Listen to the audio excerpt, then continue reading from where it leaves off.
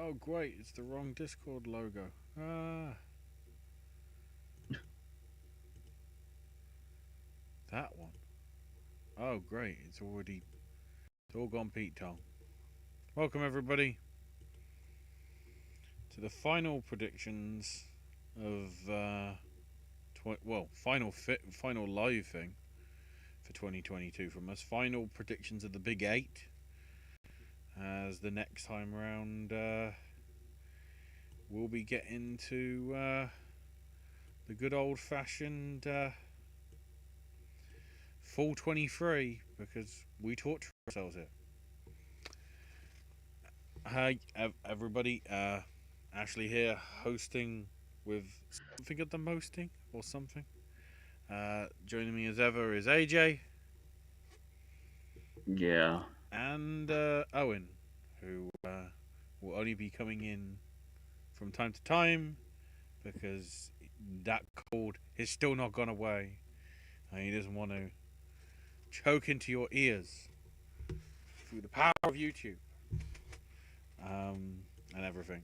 Luckily, you're already active in chat and we haven't even got to talking about the shortlist, so it'll be another case where I'm going to have to put predictions start at something in the description. See, the irony is, I love Penn so much, but I feel like I get to be somewhat teller tonight. Yeah. But I still have something to say. Don't worry. Yeah. I was trying to rest my voice a little bit. Hi, friends. Welcome. So Happy New Year. Josephine says, "Hey team, currently reading A Week in Winter by Maeve Binchy. It's interesting so far. I'm a fan of her writing. Last night I watched The Fabelmans with my mom, aunt, and uncle, and we absolutely loved it. It's personal, inspirational, and bravely honest. I love the screenplay and performances. And AJ, you're right about it not being a vanity project. In fact, he gets to be vulnerable." Yeah. Fan theory about the Fabelmans: the girlfriend of the bully actually becomes Sammy's future wife, and she's the stand-in for Kate Capshaw because she helped Sammy with his filmmaking more than the Catholic girlfriend. I could kind of see that, yeah. Also, the Fabelmans is the Take This Waltz sequel that we never had, with Michelle and Seth reuniting. Yeah, I don't want to say too much about Take This Waltz, but it's like pretty much literally the exact opposite of their relationship in that movie. I think there's still a path for Fabelmans to win Best Picture when it comes to the industry awards. Yeah, I wouldn't rule it out. We've seen vanity projects do well before. Hell, the sequel to said vanity project might be in the blooming Oscars this year as well. Hi, Mr. Cameron. Josephine says, "What's the best way that women talking can be revived? It's not dead, but for the fact that it hasn't shown up very strongly in the Globes, the Critics' Choice, or the other critics groups. Then again, precursors don't always mean everything." You know what's really stressing me out, and this was a debate I was still having with myself when we started. Like some of my predictions are still kind of up in the air, and I'm gonna have to figure them out in real time. Because Women Talking has taken a lot of hits, and She Said has taken a lot of hits. And there's so many different things this could mean. First of all, as was just said, the first thing we say is that Globes and Critics' Choice, or whatever the fuck, like it doesn't really matter. For visibility, it matters. But like somebody that got a big boost from one of those, I have decided to go with. But you could look at it as I was trying to figure out if they might be. Remember the 2020 season when we had like Ma Rainey and One Night in Miami as like default of course choices in picture, and then that ended up not happening. And it kind of just gradually got to that point. Like it was almost like when they didn't get into picture, it was almost an afterthought. We'll truly know about Women Talking, I think, when we get to the guilds. SAG, for sure. Same for She Said, I would say as well. Though one thing is, I'll complete this thought, and then I do have a continuation on yours also. There's the case that it could be those, even though that was an 8 slot year and this is a 10 one. Still, there's those ones that look like surefire nominees for most of the season, and then they'll just unceremoniously not make it. They could be those, but there's also the case of they have they have very similar titles. And the thing about it is, it seems like in a lot of cases, there's 2 movies in a season that kind of get lumped together a little bit. And it's always the case of they usually end up going for one and shutting out the other, even though they both look like they're in contention. Like the international choices in 2019 with Parasite and The Farewell. And it was kind of like, oh, is it going to be Parasite and The Farewell that are successful? And Parasite ended up getting everything, and The Farewell just got shut out completely. And then if you look at last year, the musicals with West Side Story and Tick Tick Boom kept getting paired together.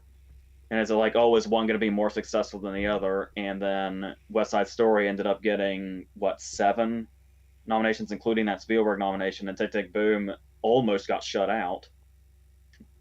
So is it going to be one of those cases where one of them takes off and one of them gets shut out completely?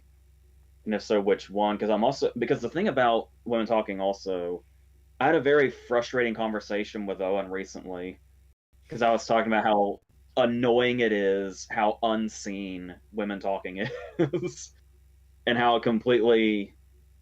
Because the thing is you don't want to bet against it just because you haven't seen it. That's a rookie move. But it's easy to do when it feels so not on the radar.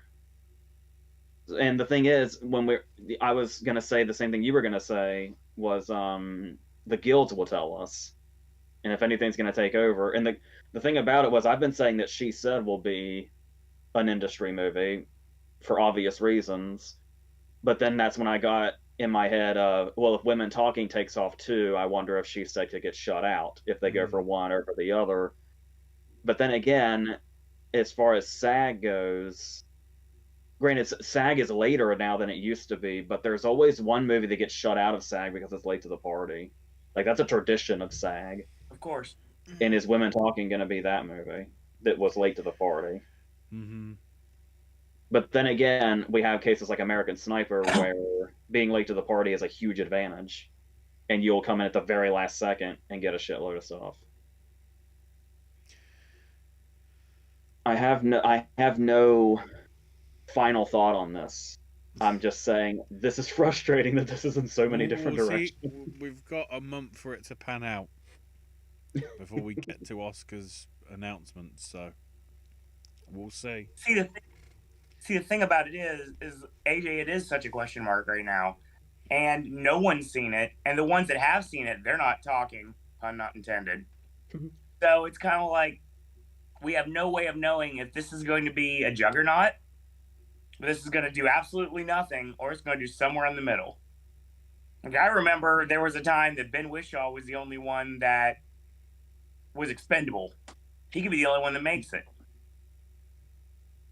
And so you can see the talking point. You can already see the controversy of a movie like Women Talking being in the conversation, and the only one getting nominated is a dude.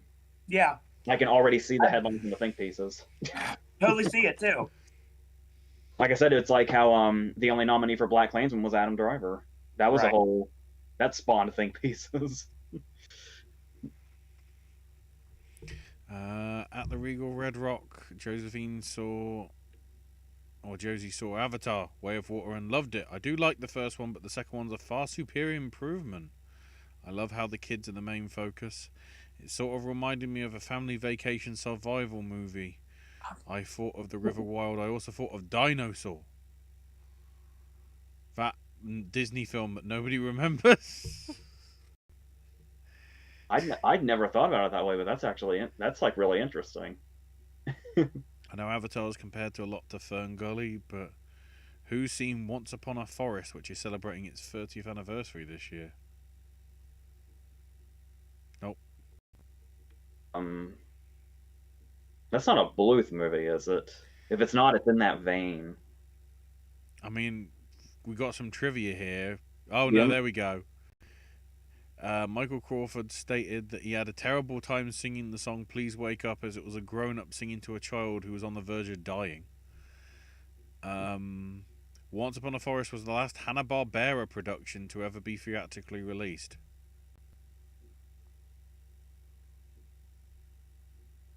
Is that the one that Elizabeth Moss does a voice in when she was like a child? Hang on. I feel like that's the only thing I remember about it. Let's just do the Googles. I'm pretty sure that's the one. Hanna-Barbera distributed by the Fox. The almighty Fox. Directed by Charles Grosvenor. But yeah, Elizabeth Moss as a badger. Yeah, because I didn't know she'd been around that long when I looked up the cast list for that.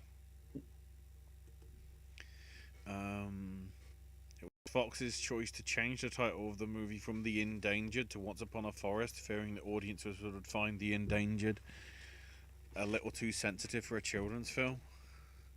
What did they think to Watership Down? Were they scarred for life then? Ooh. Sticking on the women's stories that should be heard that might not be. Is it possible She Said could be bumped out of adapted for either Top Gun or Avatar? If Avatar makes it in, it could be the laughing stock of the. If Avatar makes it in, it could be the laughing stock of the Academy. I think we had this conversation in another video. Isn't Cameron's never gotten a writing nomination, has he? No, none of for his the quality movies of have. Avatar 2, he shouldn't. I wrote down. I haven't done the video yet, but I have my notes over here, and one of the things I just wrote was Cameron dialogue. And Josie, if you look at my predictions, and if you remember, I have all three getting in there. Not the overrated video game that I had to sit through for 3 hours. But I have Maverick in there, I have She Said in there, and I have Woman Talking in there. So all three can make it in. Spencer says, "Hey guys, it's been a while. I got very sick and was in the hospital for a while. Oh, good to see that you're better. I was watching a lot of Versus almost all of 2013. So you helped him survive, AJ." Oh God, that's year one Versus. That's some nasty stuff I remember filming in my old house. I mean, but I'll say this. It makes me so happy. It makes me feel like I finally have a purpose if they helped. Because anytime I think about videos from 2013, this fear comes over me that they're the worst things ever. Some of those are not the greatest, but there's some gem skis in there, and I'm sure Spencer will tell everyone what they are. We're still toying with the idea of doing a series where I go back to the old videos and see what happened. If Babylon Tar, Glass Onion, or even Elvis miss out on Best Picture, what takes those spots? I mean, there's a fair few. I mean, I got every single one of those. Some of this is probably going to come up when we're doing the thing. There's a fair few that are going to be in consideration. Because there's a movie that's been getting a big boost these past couple of nominations that I'm still not sold on yet. Being successful completely. Sure. I'll look up Josephine's conversation directly with Spencer. Spencer says, "Now that I'm back home, I'm catching up on the award flicks with some hot takes. I loved Avatar, Empire of Light, Triangle of Sadness, After Sun, Quiet Girl, RRR, Return to Seoul, and then on the dislike front, Black Panther 2, Tar, Emancipation, and She Said." I'm curious. I'm sure his opinions are valid, whatever they are. I'm just saying I'm curious what the positives for Empire of Light are. Okay. Oh, definitely. Do tell me. Please do. But Yeah, thank you, Spencer, for not letting me die on the hill that Tar is not as great as people think it is.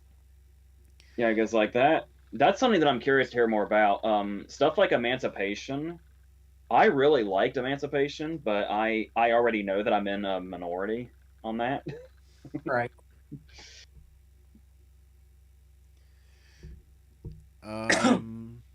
Josephine says, I don't know how much you've read this year, but what were your favourite books that you read this year? I mean, I'd still say that, but it's very well written.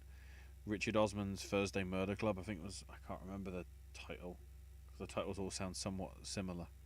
But you know, if the stories are that good enough that it gets Spielberg to say, "I want to make one," I want to adapt one, you must be onto something. I just recently wrapped up All Quiet on the Western Front, which I read like all the way through for the first time. And that's a lot of hype to live up to. The hype that book has as far as its portrayal of war, and I was shocked how much it lived up to it. It's like the most basic, obvious word you can fall back on is harrowing, but that's just immediately the first word that comes to mind. It's so detailed, and it's like it reads like the most articulate journal ever. Like it. Part of me feels you wanted to say that rather than just say the Quentin Tarantino thing. What's that? The Tarantino essays or whatever? Didn't that come out this year? His cinema speculation book. Yeah. Oh yeah, yeah. That's another one. But mainly I've read that over so many times. I kind of forgot it's like a new thing. Like I feel like it's already so ingrained in me. It feels old now. And it came out last month. Anything for you, Owen? Okay. So I should really have the video playing, but then it bogs down the computer, so it's like I have to switch back and forth. Josephine says, love Triangle of Sadness, RRR, and Avatar. I'm intending on renting after some when I get back from vacation. And Spencer's favourite movies of the year are Women Talking, Glass Onion, and The Sun. Interesting. Spencer's favourite book was Women Talking. What if they had book awards when they had categories like Best Lead Character, Best Supporting Character? They'd all be won by Twitter bots because they're all imaginary characters, right?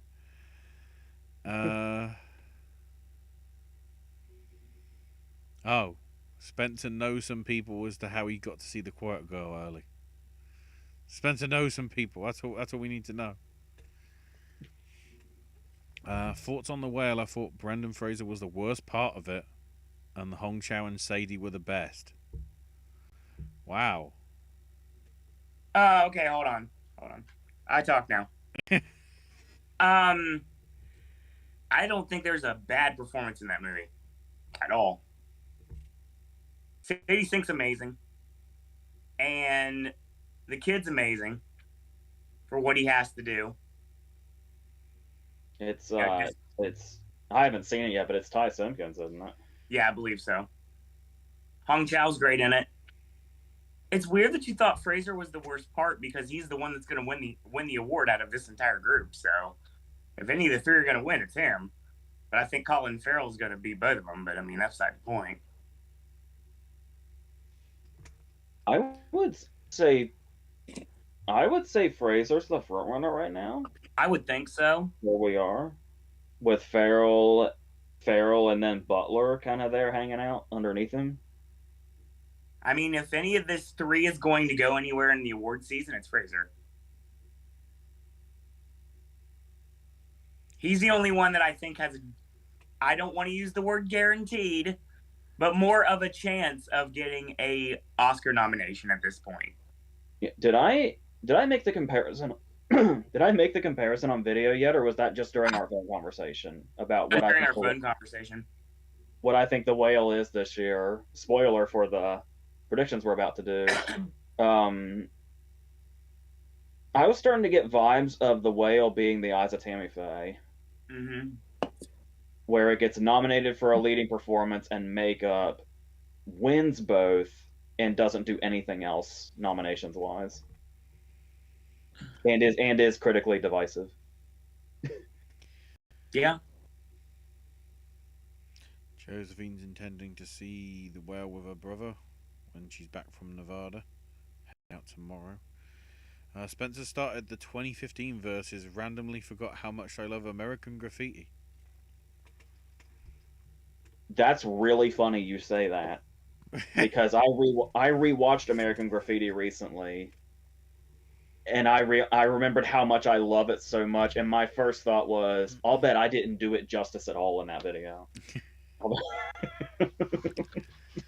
I'll bet whatever I said in that video, I probably love it significantly more than it seemed like I did. And if it already seemed like I loved it, it's still more than that. Spencer says, shocked to no Globe nod for Mark Rylance. I loved him in Bones and All. It's the Globes. Yeah, that'll come up a little later. We'll have that conversation. Look out for a shocked Naomi Aki nod for SAG because they couldn't resist Jennifer Hudson for Respect. Well, maybe.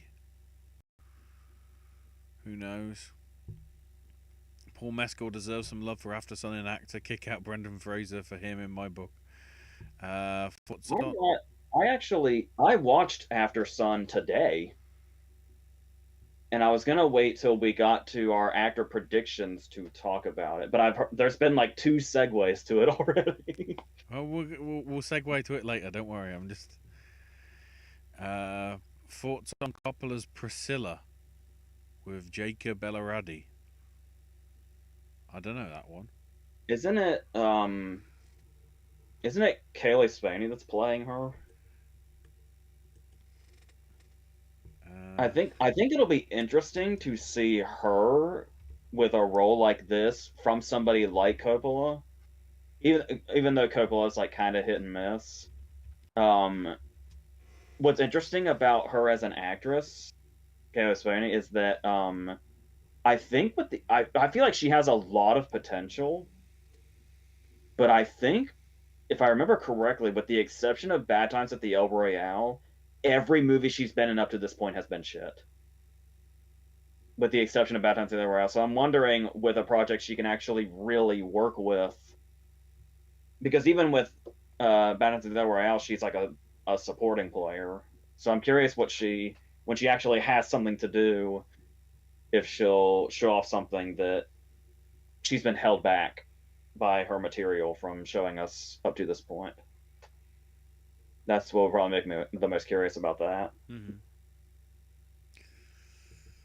Josephine, favourite books I've read in 2022. Not all of them are 2022 books. We've got Sea of Tranquility by Emily St. John Mandel. It's Like This Cat by Emily Cheney Neville. In Honor of Broken Things by Paul Acampora.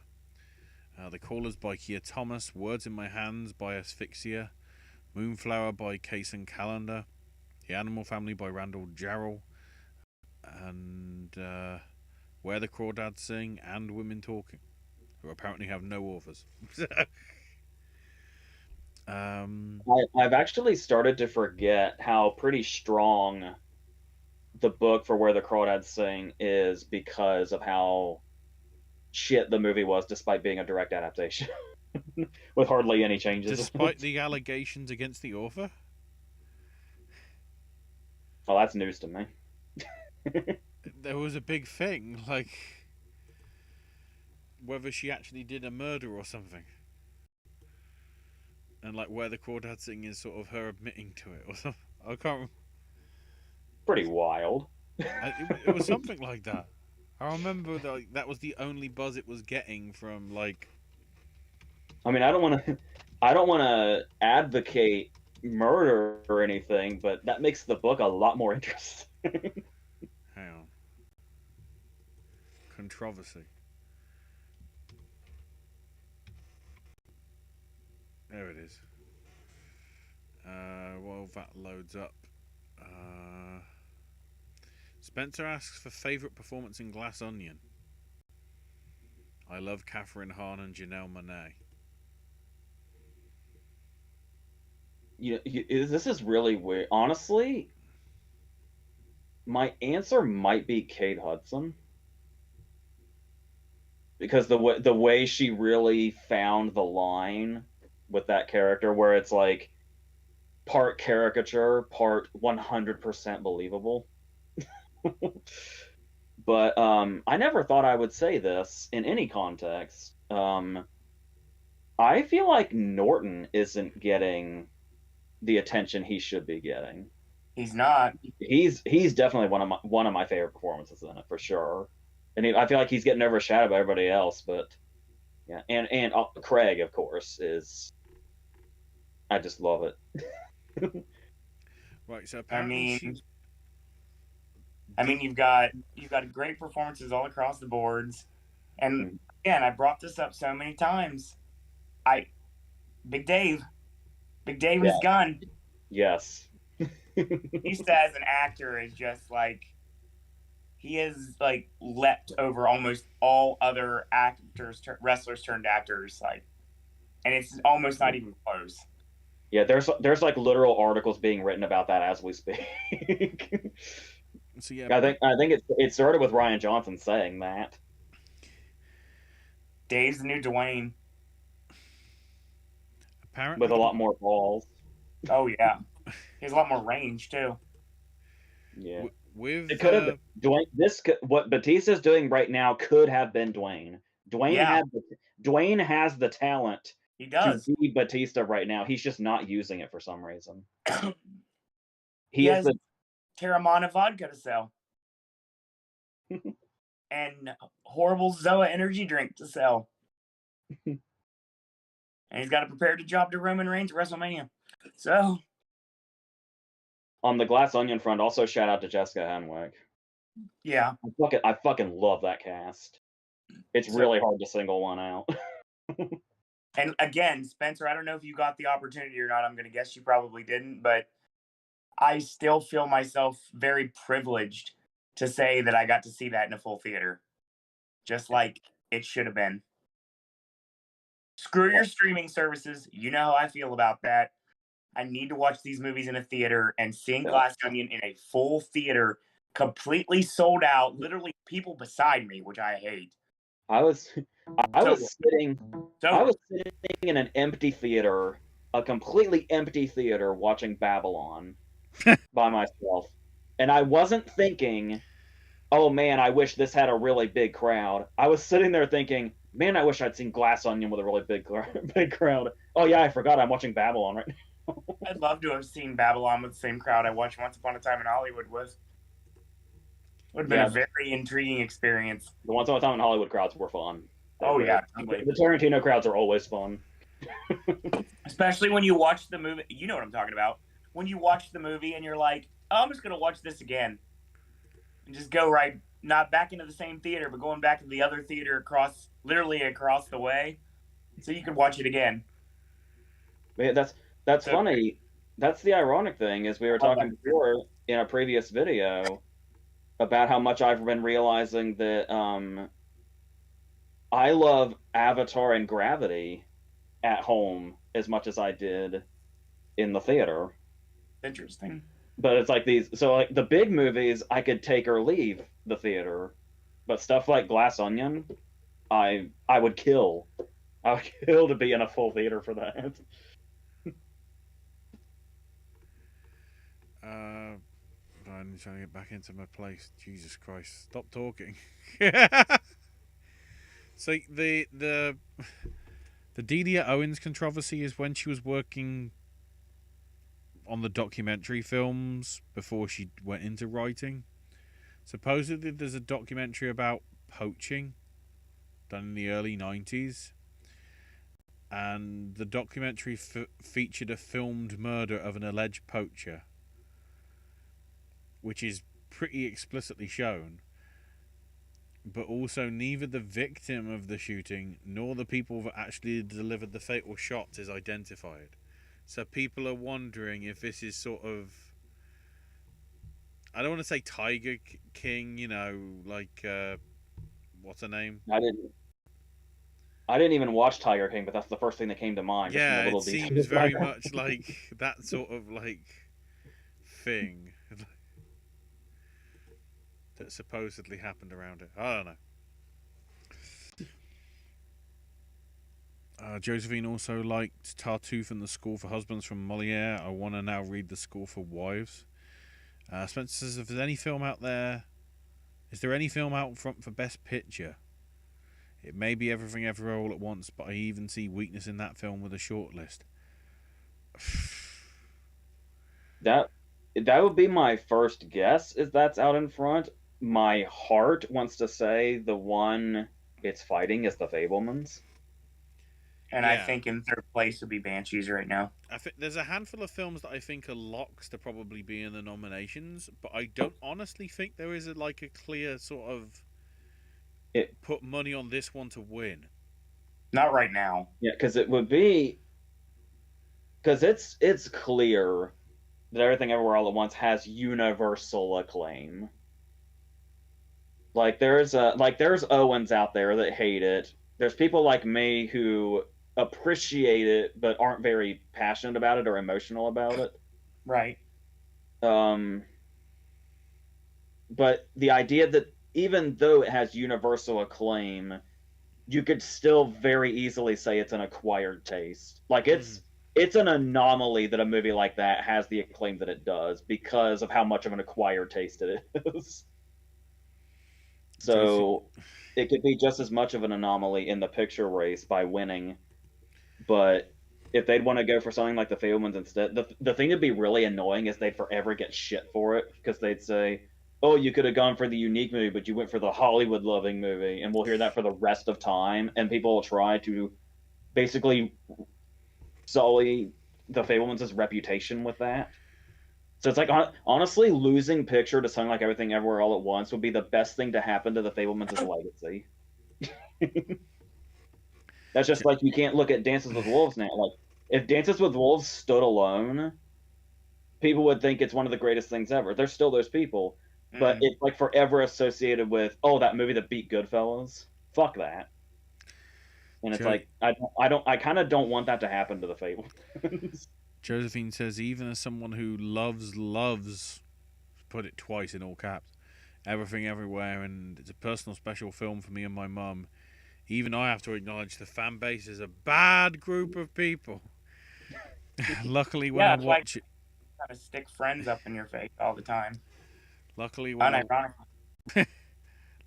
watch it, I separate the fan base from the movie itself, viewing it as an inspirational romantic family movie, forgetting the toxic chit chatter.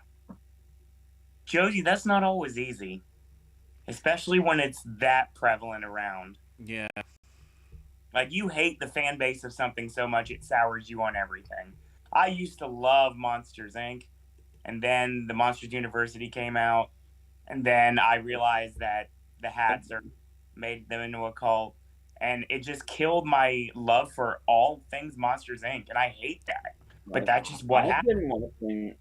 I've been watching fan bases make you hate movies for as long as I've known you. You're not wrong.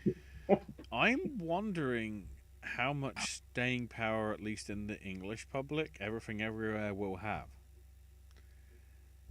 Mainly because I want to watch it crash and burn, but it's not going to happen. Well, no, mainly because it still hasn't and probably won't have, because A24 apparently don't give a shit, an actual physical release over here. And up until it actually did eventually go on sale, I think only on Amazon, it was stream only on Amazon. So it's not like it's on Netflix. You can't I don't know if you can purchase it via YouTube/Google or whatever. So I don't know what's going on with that, but whatever. Spencer says, does Olivia de Jong have a chance for a shock nom anywhere for Elvis? Considering the bloodbath that is the actress and supporting actress fronts, I'm guessing no.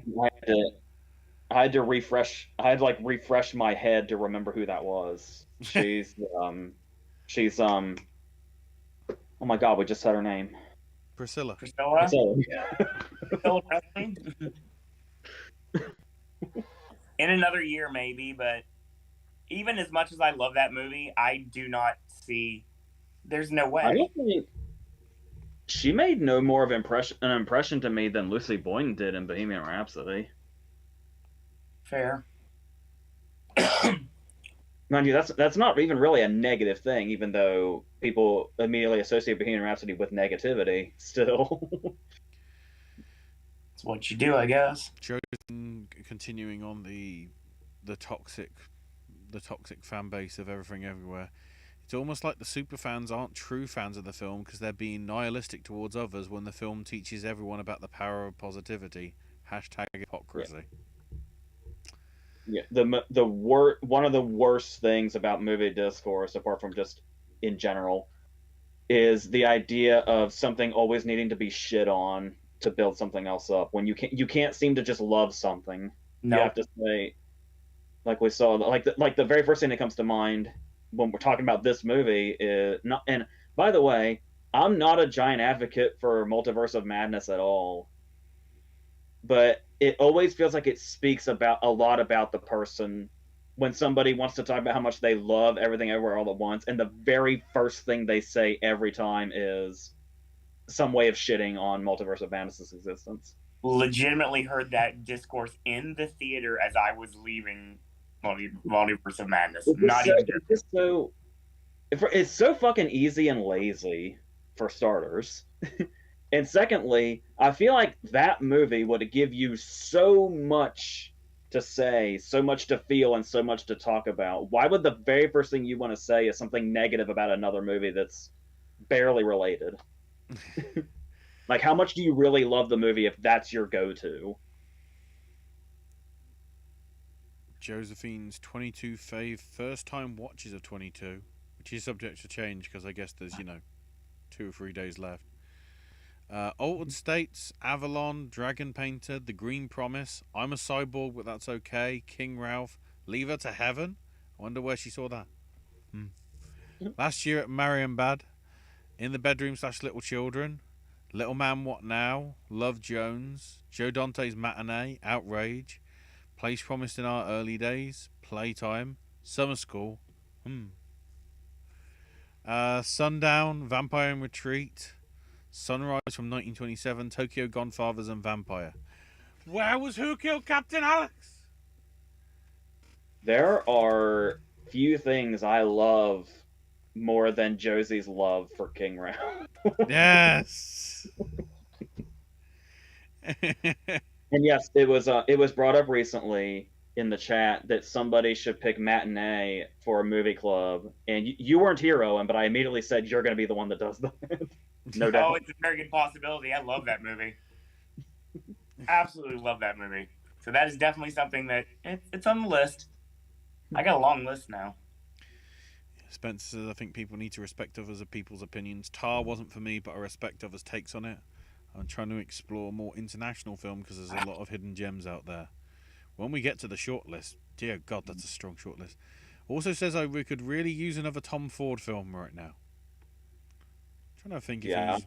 Been a while. Yeah, certainly. They really need to remove country submissions and let the best film from each country just come in more naturally, even if there's multiple films in one place. Sometimes that's the best bit, when they don't read the room.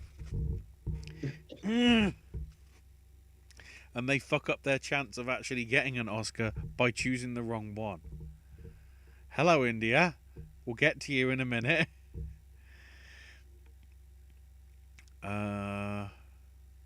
Josephine says, favourite love story of 2022. Taylor Swift and trying to get an Oscar.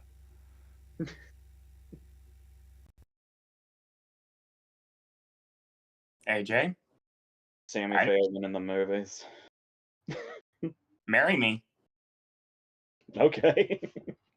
I think Marry Me. I keep forgetting that movie was this year.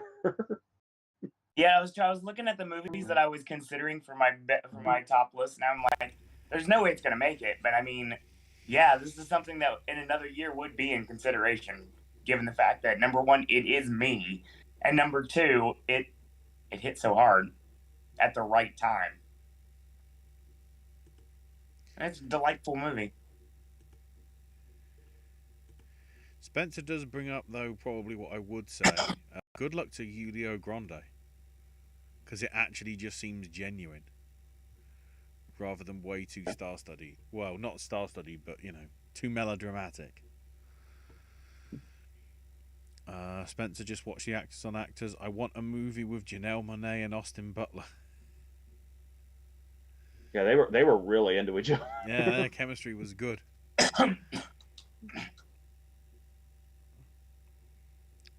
The one I just watched last night was the one with Paul Dano and Brian Tyree Henry. That was good too. I love how unexpected but perfect they always are, the pairings.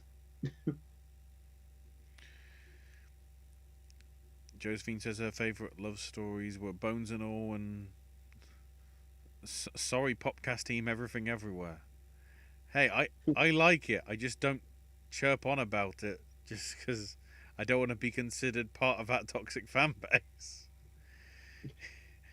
There's a reason I've been putting it in my list since August. I really do enjoy it, but I don't want you to know about it.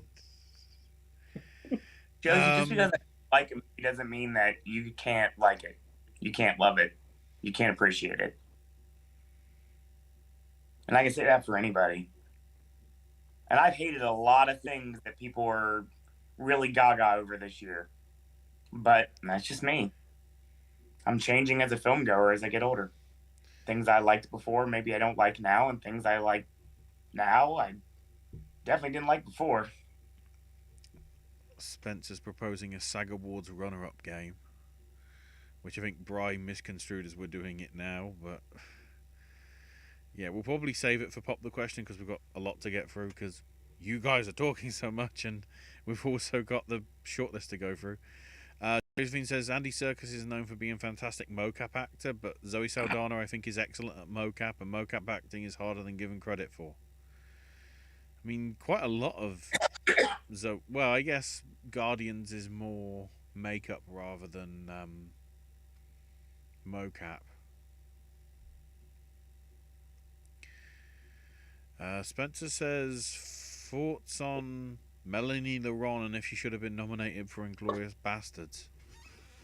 I wanted her nominated. Yes, in general, because 2009 was kind of a shit year. There's honestly, I can't remember a reason why she wasn't in the conversation. And even weirder, Diane Kruger getting that SAG nomination. Yeah. I mean, Diane Kruger's great in it also, but she's probably like one of the last people I would have thought of out of that cast to nominate. Saldana displays so much emotion and does a lot of acting with her eyes. If she had more scenes, maybe she'd get an Oscar nod for future installments. I don't know. I honestly feel that the Academy still has a disconnect for seeing something that isn't like fully there. I mean, if they didn't get Caesar and they didn't get like Rocket Raccoon for supporting actor or anything like that. Yeah, if Andy Serkis didn't get through for one of the Apes movies, it's gonna be a while. Yeah.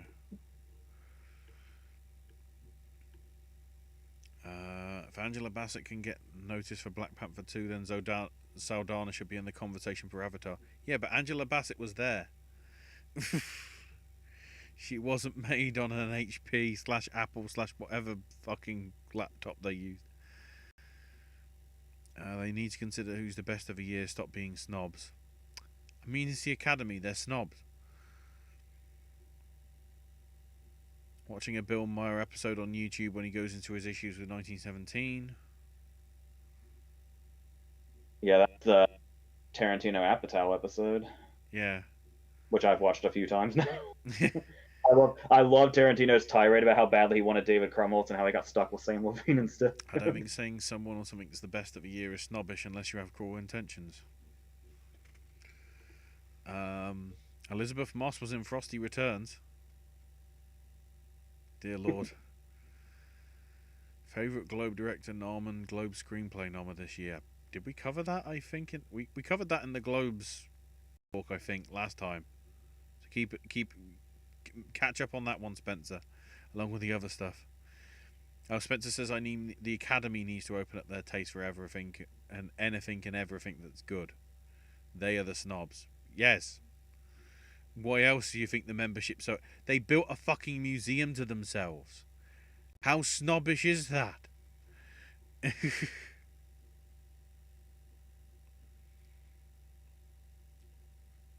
Biggest waste of a talent in a movie this year?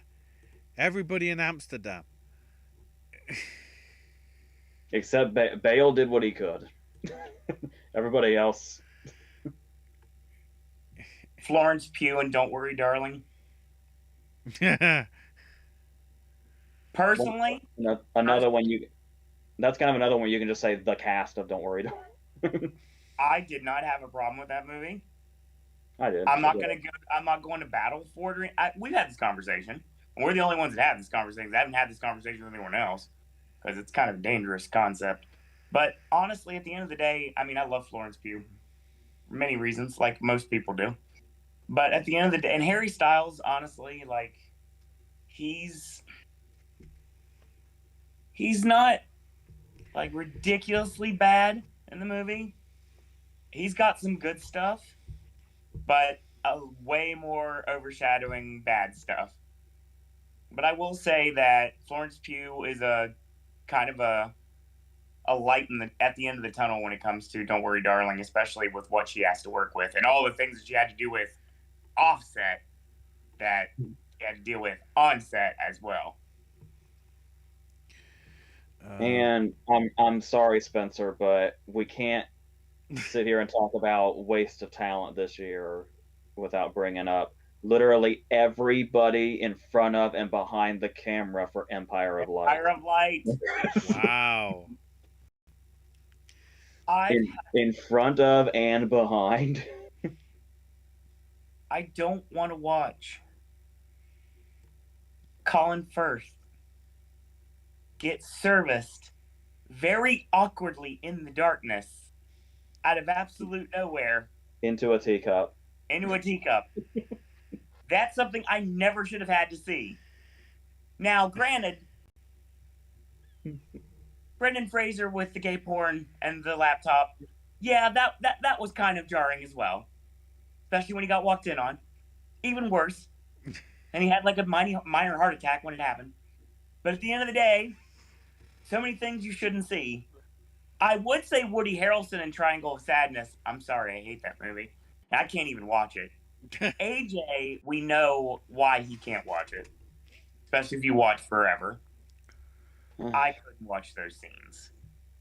If I can't watch those scenes, what hope does AJ have to watch those scenes? But Woody Harrelson is, from what I could decipher from it, Woody Harrelson is probably the only thing in that movie that didn't make me want to like jump over the side of the road. And for obvious reasons, there is one instance where I don't mind watching Colin Firth get serviced, and that would be Arthur Newman, obviously, because we all win. We all win with those things. Yep. It's been the year of excess, ladies and gentlemen. It really has. Josephine says another book that she read that she liked was the Under the Tuscan Sun, which got adapted into film, of course. Yeah, I remember that movie being on the shelf at Hollywood when I was working there. I wonder how a novel written by McDonough would be. No one's alive. No one's alive, or no one's gonna be around by the time it's over. Not necessarily dead, but everyone goes their separate ways. Or they stay friends forever. One of the three things. Hangman could be a really good book. The problem is that it was written as a stage play. And it's available as like a book that you can get. But well, you say that 3 Billboards only has a body count of 1. Wow, 2? Yeah, if we're counting the catalyst for the movie, then there's 2. Yeah. Yeah, I was gonna say. I mean, technically, we see her alive in the film. Yeah, there's like 3 near deaths. But Comparing Butler to Edgerton's Disingenuous says I love music. Hello there. I think you're new. I don't recognise you. I think I've seen I Love Music once before, but I could be mistaken. Yeah, it's a name. It's an unregular name. Yeah, Correct. comparing to Butler to Edgerton's Disingenuous, Butler's way more buzz, plus it's a breakout and a resembling performance. It's been a while since we've been making that comparison. Butler's been pretty solidified in the race for a while now. I said Butler in August, and I was very happy with that prediction then, and I'm more than happy now. But the only thing that I think is like where it's unfair is, does Butler mime? To my understanding, it's like 80 to 90% him with like an Elvis track like underneath him. Right. Something like that. Hold on. So in that respect, it's more akin to Edgerton.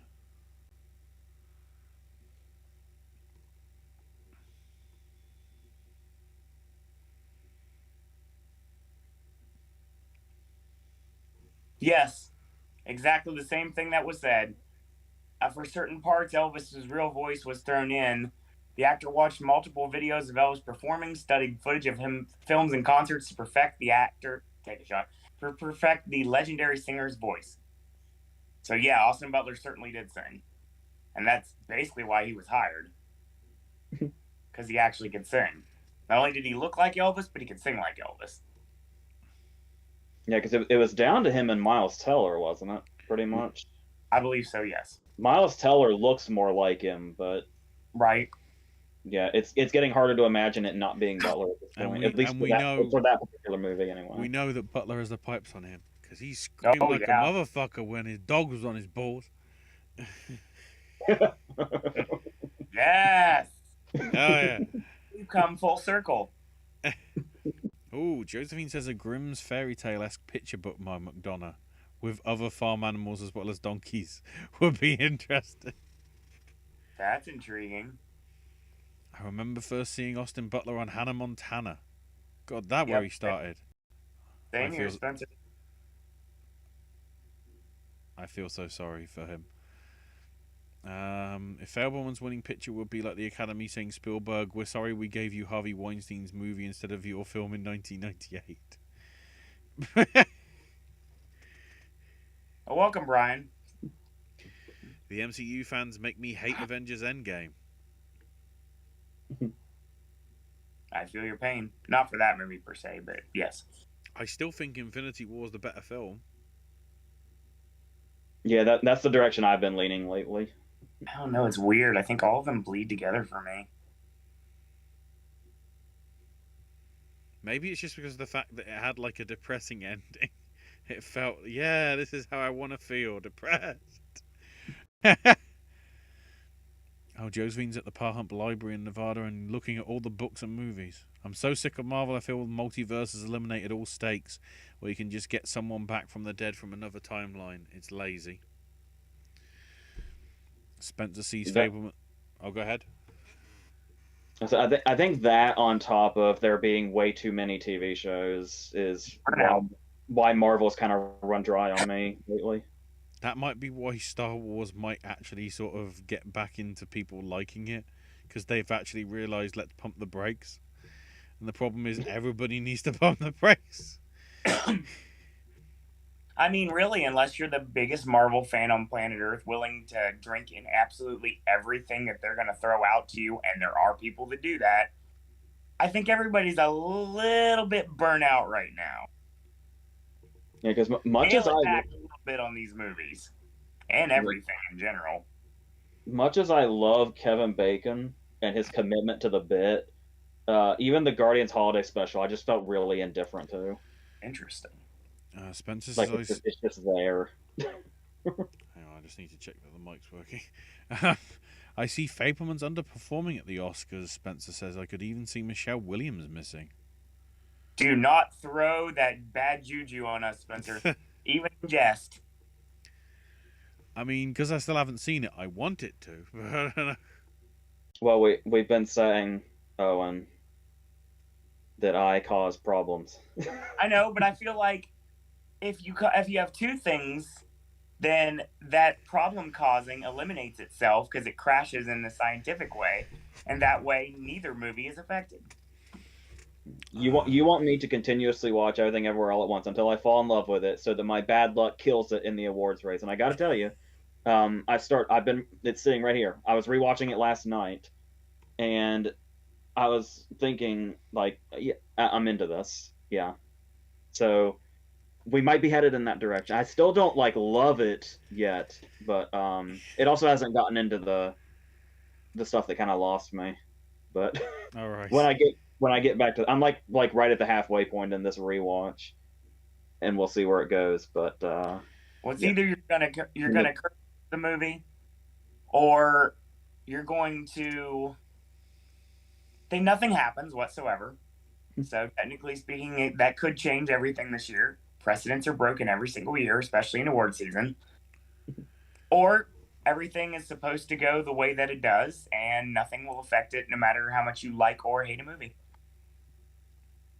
Yeah, because we haven't gotten to. It's honestly, it's the hot dog universe, and it's the cornucopia of endless movie references that lose me. Like when I say, "Oh, it loses me later," you're gonna think I'm thinking like The Rocks. No, I like The Rocks.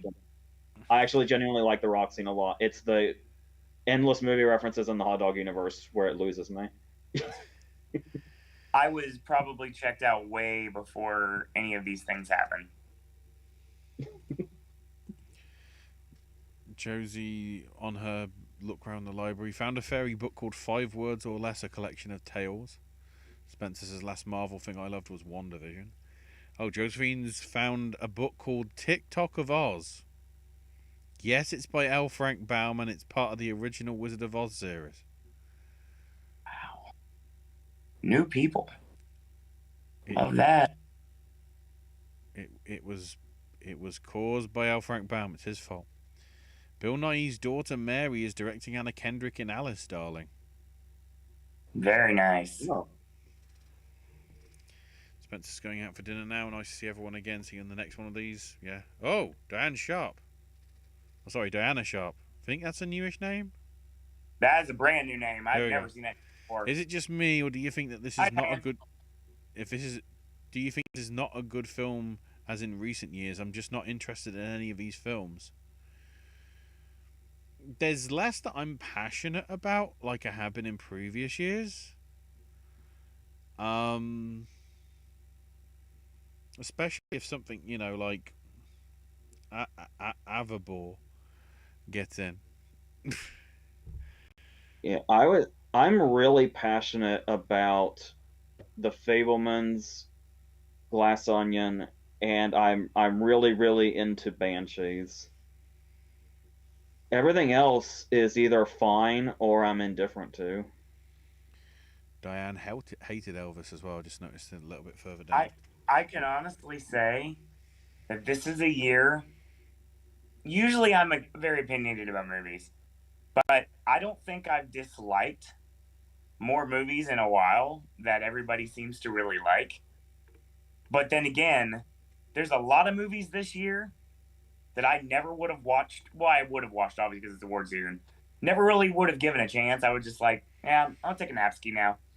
No, there's a lot of things that I really gave a chance to this year that I never thought I would enjoy as much as I did.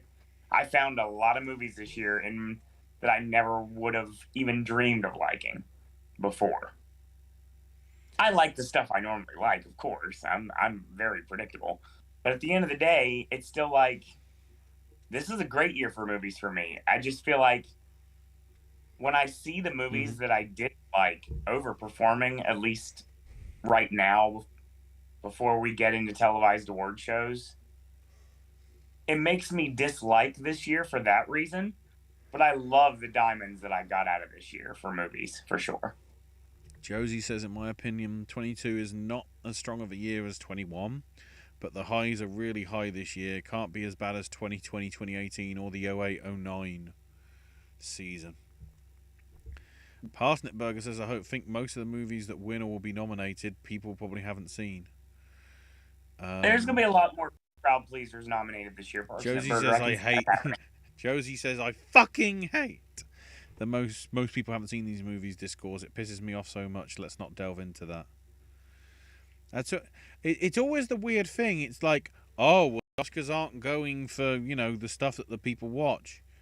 I mean, the Academy would probably be considered shit if they did like that Film Critics Association did and put Jackass Forever as Best Picture.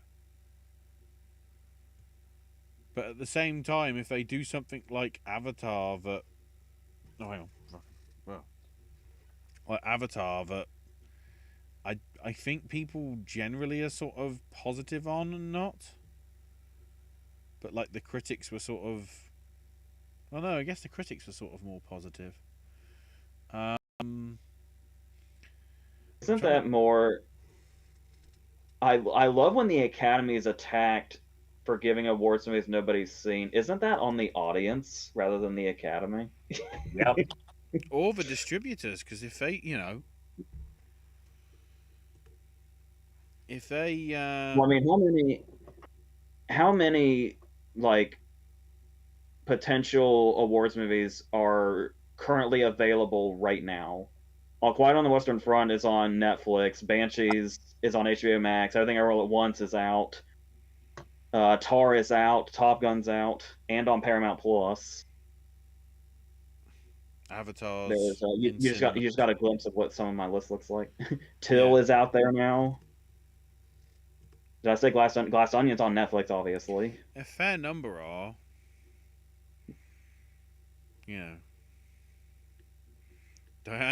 Diane, really passionate. Miles Teller was a disaster in West Side Story. Are you kidding me? Everyone says that he was a worst part of that film. I forgot he was in it. Do you mean Ansel Elgort? Uh-oh. Are we not bringing up his... No, remember, Miles Teller had his chance at a musical and he got booted for Ryan Gosling. That's what happened. See his star. Film Twitter and YouTubers act like the trend of general audiences not knowing indie art house movies or most originals is a new thing when it's not. Quote from the player, 1992. No, sorry, Allah the player, 1992, sorry. Yeah. I think a lot of people found Coda last year when it won because it was on Apple. And probably the same with Parasite, where they wouldn't have considered it before. I would guess. Coda would have probably been much bigger after it won Picture if not for fucking Will Smith. Yeah. On that note, I guarantee you if you went back in time and asked random people if they heard of everything, they'll say no. But I'll say marketing should be improved beyond movie trailers, online and TV spots.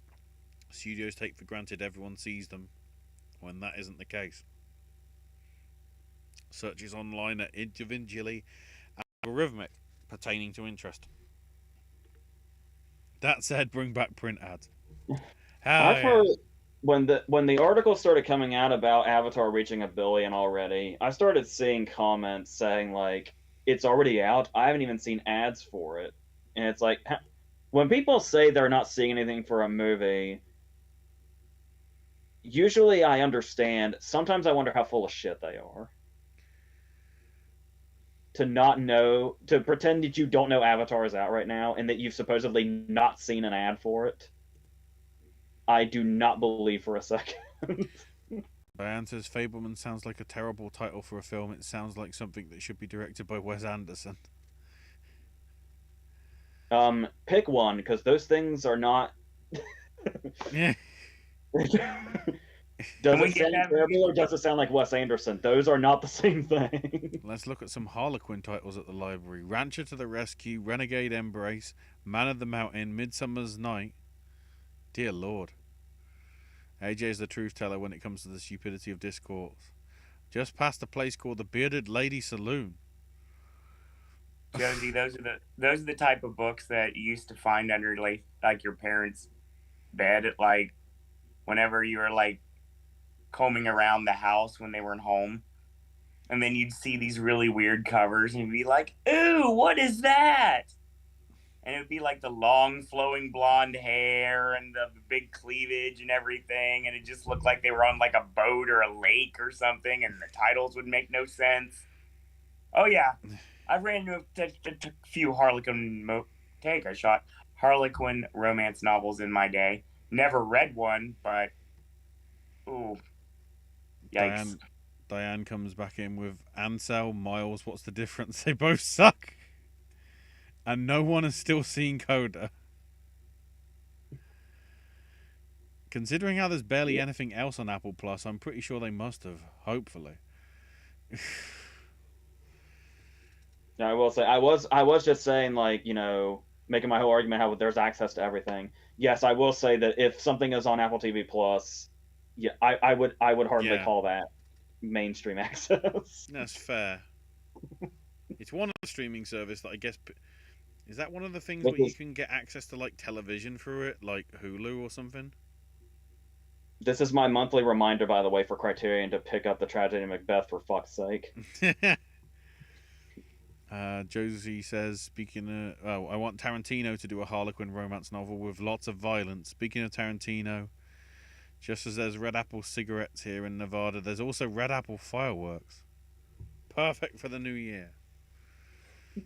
And to piss off people when it happens way earlier than it should have done. I know you're used to it, Owen, but boy, they weren't over here. So many complaints. And Brian makes a good point. Can we get into the shortlist now? Only 67 minutes. I tried to make it 69 and make it nice, but I couldn't drag it out that far. So, I'll leave the shorts till later, mainly because I need to grab my dinner. So, time to discuss an interesting list in terms of why is every film from the first half of the alphabet, yet alone the first 5 letters? So for makeup and hair, we have All Quiet on the Western Front, Amsterdam, Babylon, Batman, Black Panther, Wakanda Forever, Blonde, Crimes of the Future, Elvis, Emancipation, and The Whale. It's like they stop at E. We've got one left. W. Are you suggesting there's lazy voting going on? Like, supposedly how Won't You Be My Neighbor got snubbed? Yeah. I didn't know he could still hear me. Oh, and do you have those lists in front of you? I do, because I was preparing for the 23 today, just in case you said, let's go. Well, it's like I was saying before, I don't want to do all 23 categories without SAG. Dude, I don't blame you at all. I need SAG to tell me. I need SAG to tell me if more violence is happening or not. Fair. What do you want to start with? Do we have anything to say about hair and makeup, really? I don't really have passionate opinions about much of this. All I know is that these shortlists in general influenced like one of my decisions. See, the thing about the shortlist, if this was best makeup, X would get in. Not necessarily the movie X, but X does need to get some love. Anyway. I had to recover for a second. I thought on the side, I went to Variety, and on the side here, the first most popular topic is the whole thing about Bill Cosby touring in 2023. Even though I already knew that from yesterday, I still saw that out of the corner of my eye and thought he was dead. Yes. It's no such way, people. Sorry. Yeah. To me, honestly, there's makeup, there's hair, and when you mix them together, I hate this "and" category. Because there should be makeup, there should be hair, because 5 could get in for makeup, and 5 can get in for hair. You don't need to mix them together. I've always thought that. Christmas. Yeah, I do wonder, now that Ashley's pointed that out, I don't know how I feel about this list, because it really does just look like lazy voting, doesn't it? Because I literally have, if you want to talk about my 5 that may change before next month, mine is 3 makeup and 2 hair. Well, actually, 1 guaranteed hair The other one is questionable based upon, I don't know if it's considered makeup or hair.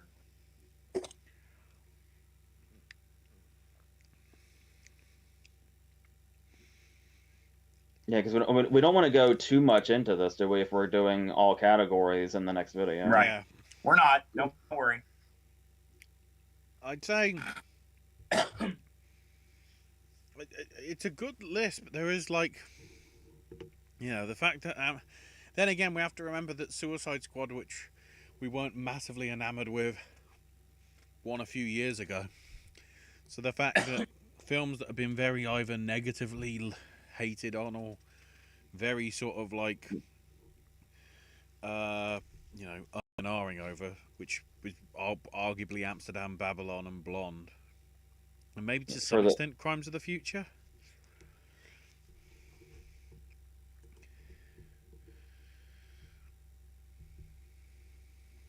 Yeah, that's definitely makeup, and I definitely don't want that movie anywhere on an Oscar list. Josephine says somehow I still never saw it. It just completely slipped by me. Despite how amazing I thought it was that Cronenberg was going back to body horror, I just never caught it. It had very big Crash vibes to it. Interesting. When it talked to that type of body horror. For score, not my favorites at all. For score, we have All Quiet on the Western Front, Avatar 2, Babylon, Banshees, Black Panther 2, Devotion, Don't Worry Darling, Everything Everywhere, Fabelmans, Glass Onion, because I'm going to say that because Rian Johnson doesn't hate me, Del Toro's Pinocchio, Nope, She Said, Woman King, and Women Talking. So here it looks like they went through the whole alphabet. Was that so hard? Well, the big thing I noticed, at least from where I got these from, off Eric Anderson's thing, Reznor and Ross got snubbed for both Empire of Light and Bones and All.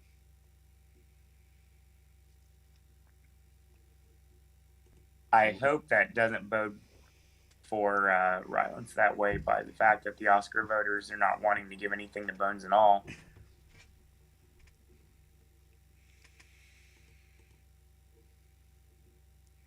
Because Bones and All, it seems like it's been somewhat forgotten for the most part across the boards when it comes to shortlist, which is an absolute travesty. I am happy very much so that Nope is in here, though. Any love for Nope is good.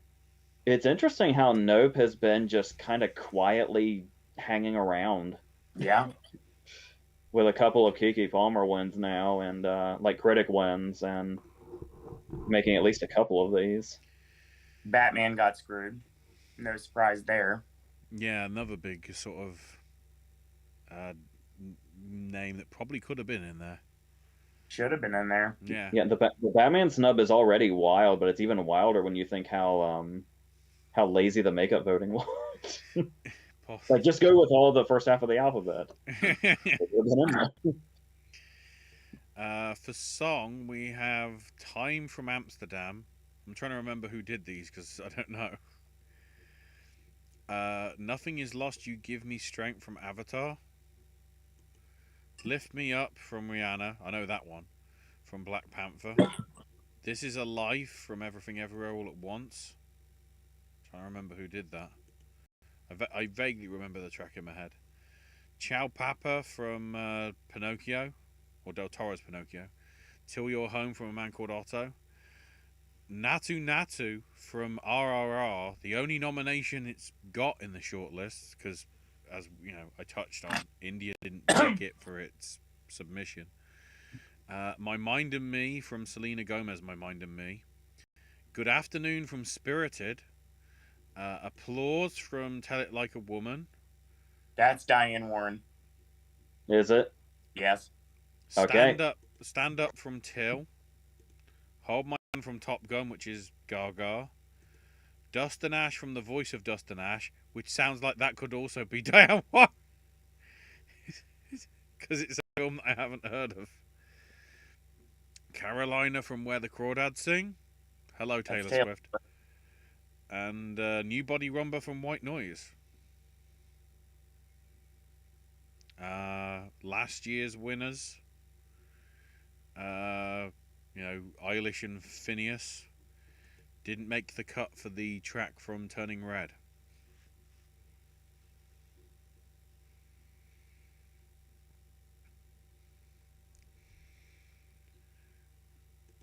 I'm pleased that Taylor Swift is in here and not somewhere else. We'll get to that. Interesting mix for sound here. We've got All Quiet on the Western Front, Avatar 2, Babylon, Batman, Black Panther 2, Elvis, Everything All at Once, Del Toro's Pinocchio, Moon Age Daydream, and Top Gun Maverick.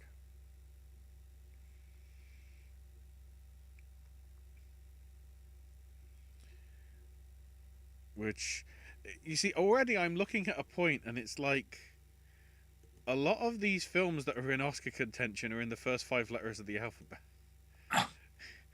All Quiet, Avatar, Babylon, Batman, Banshees, Black Panther, Elvis, Everything Everywhere. They're all at the top end. International feature, which I think is a very strong list. From Argentina, we have Argentina 1985. From Austria, and God knows how many other countries, but they're not acknowledging them. Corsage. From Belgium, Close. From Cambodia, Return to Seoul. From Denmark, Holy Spider. From France, Saint Omer. From Germany, All Quiet on the Western Front. From India, The Last Film Show.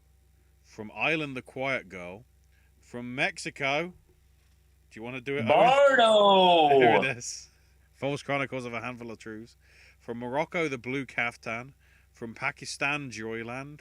From Poland, Eric O. From EO. South, Captain E, not Captain EO, but just EO. from South Korea, Decision to Leave. And from Sweden, Cairo Conspiracy. I'm trying to remember, like, if there's any high-profile films that miss there.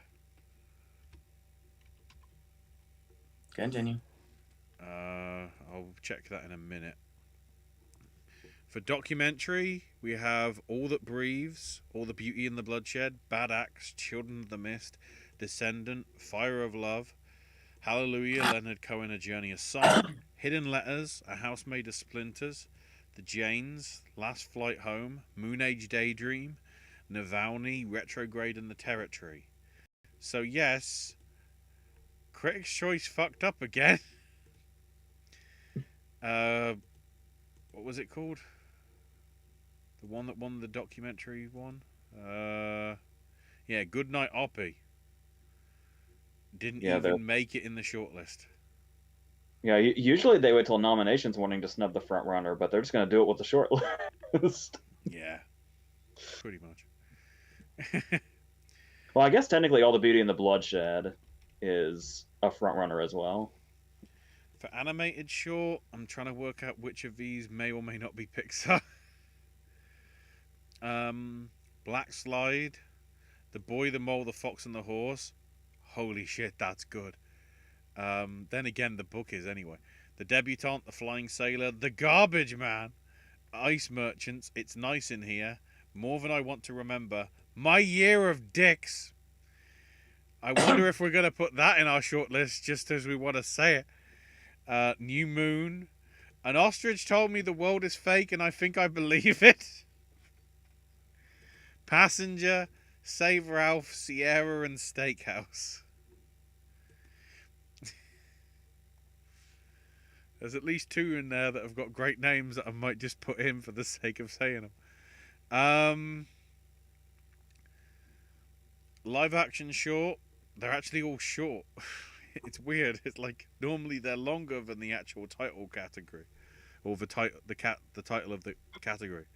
We have All in Favour, Almost Home, and Irish Goodbye, Ivalu, La Pupille, The Lone Wolf, Nakam, Night Ride, Plastic Killer, The Red Suitcase, The Right Words, Sideral, The Treatment, Tula, and Warsha. For documentary short, we've got American Justice on Trial, People vs. Newton, Anastasia, Angola, Do You Hear Us? Voices from a Plantation Prison, As Far as They Can Run, The Elephant Whisperers, The Flag Makers, Happiness is £4 million, Haul Out, Holding Moses, How Do You Measure a Year, The Martha Mitchell Effect, Nuisance Bear. Is that what happens before Cocaine Bear? Shut Up and Paint, Stranger at the Gate, and 38 at the Garden. And then I guess the one we can touch on a bit more so. The visual effects, which is All Quiet on the Western Front, Avatar 2, Batman, Black Panther 2, Doctor Strange 2, Fantastic Beasts 3. Oh, that came out. Jurassic World Dominion. Oh, that also came out. Nope. 13 Lives. Is that the other war film? And Top Gun Maverick. I kind of can't. I mean, I kind of can because it was always kind of off the radar. But 13 Lives is one of the best movies of the year, and it's kind of disheartening. This is the only place it's mentioned. Well, it might make it in the others. I don't know. Especially since I'm assuming most of it is practical. Nothing in it looks fake.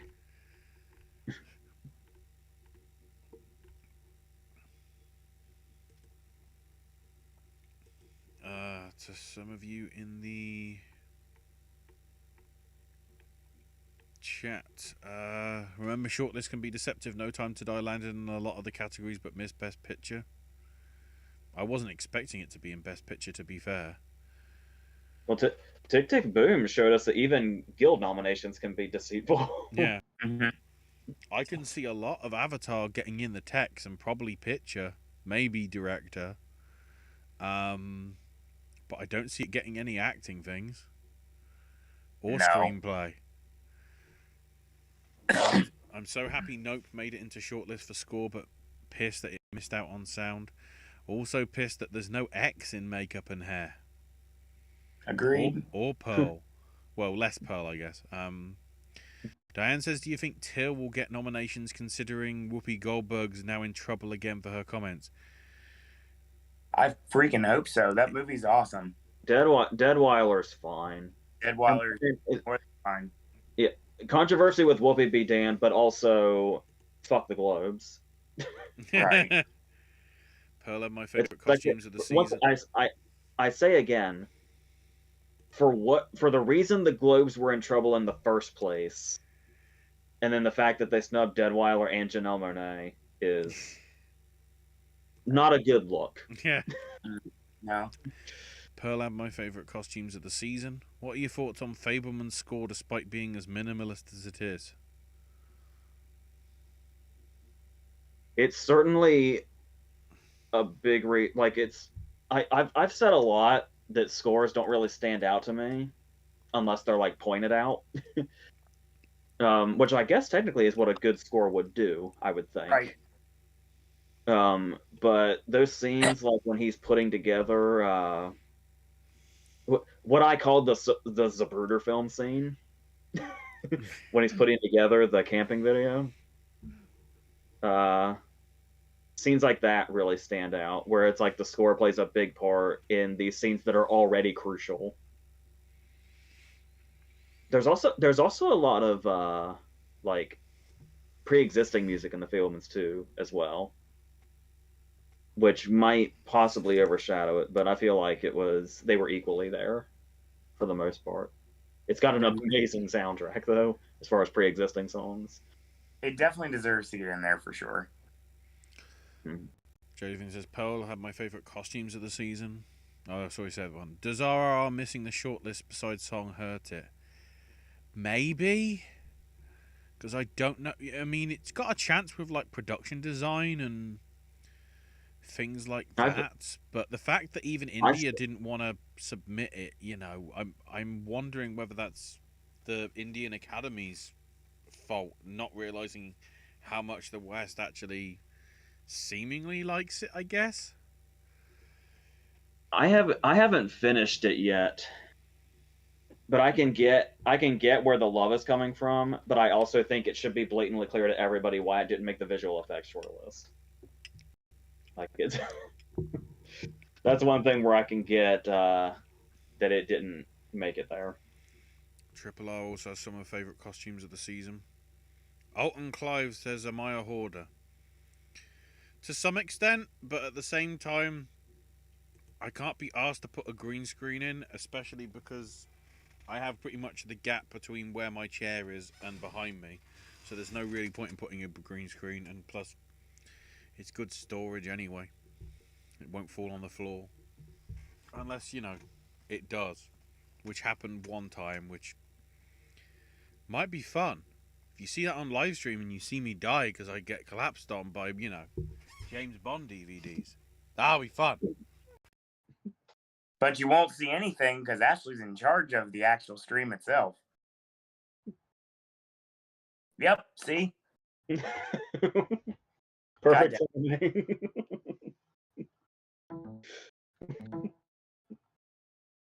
The stream will just go on forever because I'll be buried and I won't be able to press the button to stop it. No, I think it'll kill itself. Who wins best couple? Paul Mescal and Phoebe Bridges, or Martin McDonough and Phoebe Waller-Bridge? McDonough and Waller-Bridge? If they collaborate on anything, holy shit. When I actually saw that Indiana Jones trailer, I was like, oh wait, this might actually be good. It looks really good. And that's coming from me. And I didn't think I would be interested in it. But here we are. Oh, Josephine also brings up Spielberg and Kate Capshaw. No, it's still McDonough and Waller-Bridges. Or Waller. I think people are going to forgive Capshaw for that Temple of Doom performance. That's going to hold people back.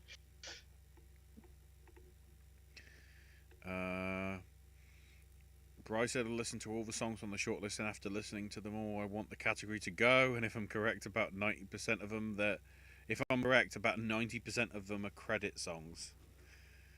And when I looked up when I looked up Dust and Ash, the song is written by J. Ralph. That name sounds familiar, and if you're wondering, the best song on the list is Good Afternoon. Which one was that one again? Good Afternoon's from Spirited. Oh, wow. Well, it's Pasek and Paul, so I'm not surprised. They do a lot of writing. The Ostrich sounds like a children's book. That's fair. If Women Talking was to get best screenplay and best score, how big of a boost would that add to its candidacy? More visibility, for sure. Yeah.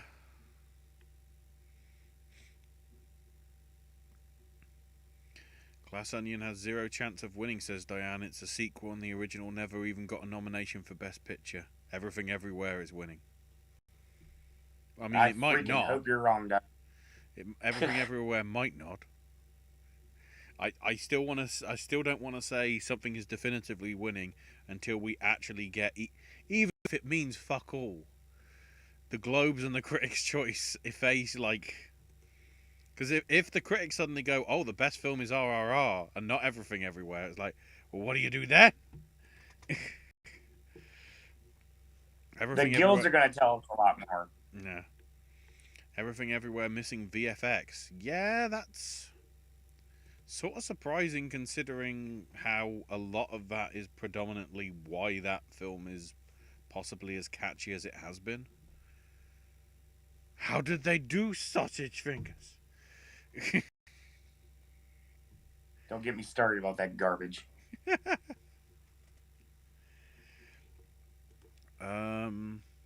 Spielberg's out of fashion in New Hollywood. That's why he needs to do the fucking Friday Murder Club. Or Thursday Murder Club. Forgot the name. Josephine says, I admit I'm upset about Everything Everywhere's snub. And I won't mind it winning Best Picture because I love it, assholes aside. Please don't be considering me in that lineup when you say that. I know you're not, but Just very I mean, there's a clarification. smiling cat with heart eyes, so I don't know what that means. J. Okay. Oh, J. Ralph. No. The fan base. The fan base is what she's talking about because we had a long Alright. conversation last night. That makes sense. J. Ralph is the new Diane Warren then. Because J. Ralph was nominated for Before My Time from Chasing Ice, Manta Ray from Racing Extinction, and The Empty Chair from Jim the James Foley story, the Sting song. Also, the documentary person. Yeah. Yes, I was right. That's But exactly still what Diane Josie Warren. said. Right. That's the short Let's list get covered. started. Let's get into the Big 8 with the big It's only dog. been an hour and a half. Yeah, hang on. Play predictions starts at 1:32 in the video, not. Right, so we start with adapted, don't we, AJ? Yes. Because I don't think we certainly need do. a state of the race because we just talked about it. I made a change last time. I have since retracted that change and gone back to what I had. So, for adapted, I have All Quiet on the Western Front, Glass Onion, Living, She Said, and Women Talking. I kind of got wrapped up in Bones and All hype. Like I said, even though it was unrelated to the fact that I had just watched the movie when we last did this.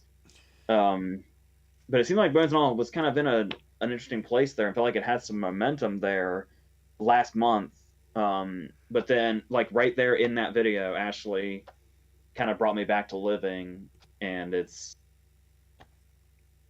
the more I'm hearing, the more I'm coming back to Living. So the other four, like I said, I don't know what else, because I haven't been putting The Whale here, and I don't think that will happen. I feel like that's just pretty much the extent of our contenders in this category. It's very very barren. So yeah. Ashley. Mine's easy. Same as November. We have Glass Onion, Living, She Said, The Whale, and Women Talking. I'm trying to remember if Living is getting a semi-wide release like mid-January for you, AJ, isn't it? I think somewhere in there. It's getting like a tiny release like in the next day or two to qualify. Oh, right. Yes. And then it'll be somewhere down the road. It's doing the bare It's minimum. wide like mid-January, I think. Brian says Glass Onion, Pinocchio, Living, She Said, Woman Talking. I'd love to see Pinocchio here. I thought about it. I really did. I very much considered it. And this is coming from the guy that hasn't seen it, and unless something changes, probably won't, sadly. Hate you streaming services. Make movies in a theater. Come on, I'm sick of this garbage. Best adapted screenplay hasn't changed for me. I still have Women Talking, The Whale, Glass Onion, She Said, and Top Gun Maverick. Oh, the limited theatrical release for Living is started 23rd of December. So it's already, you know. So I don't know. Is it going wide? Maybe. I don't know where I thought it was getting wider in January. Yeah. I don't know. Oh, God, we got more trivia. You want to finish chat before we move on? Yeah. Diana says, in August, did you guys predict Babylon? Out of curiosity, I didn't see. Certainly did. Yeah. In original, yeah. Because we were unaware what actual category it was going to go into. Because we didn't know whether it was adapted. Yeah. Oh, yeah, it was one of those where it was like, it could be adapted off a book or it might be original. No, I assume the book we're talking about is Hollywood Babylon. I would say so. I think so. Yeah, I think it's definitely original, though, technically. Yeah, for sure. Josie says her lineup is All Quiet on the Western Front, Glass Onion, Top Gun Maverick, The Whale, and Women Talking. Bry also says Sony Pictures classics are odd when it comes to releasing films. I forget that it's a Sony film, because over here people just remember it as a oh yeah, because it's a Lionsgate over here and a Film 4 and all that, so it'd be all right.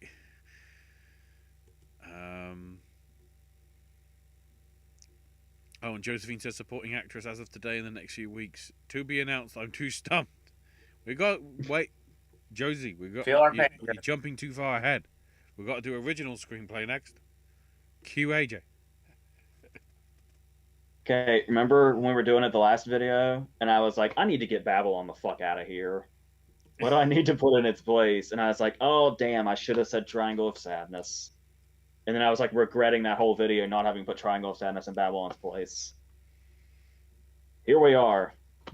It was actually almost After Sun, but I think I'm sticking with what I was saying last time. So yes, now officially I'm saying The Banshees of Inisherin, Everything Everywhere All at Once, The Fabelmans, Tar, Triangle of Sadness.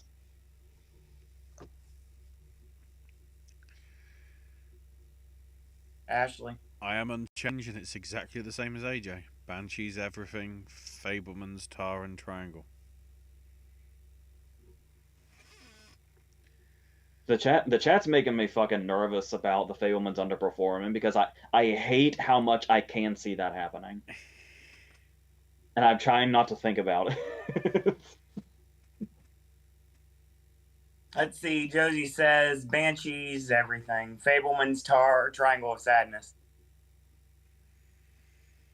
Okay, Diane saying because Babylon was horribly reviewed, I wanted to know if you predicted a Best Picture contender then. I think so, yeah. You'll see Totally whether did. it gets in our lists. I think we were. It took me forever to take Chazelle out, actually. Mm-hmm. Knows what I did. You're about to find out in a bit. But first, my lineup hasn't changed either. I have Babylon. I have Banshees of Inisherin. I have 2 movies I don't like in The Fablemans.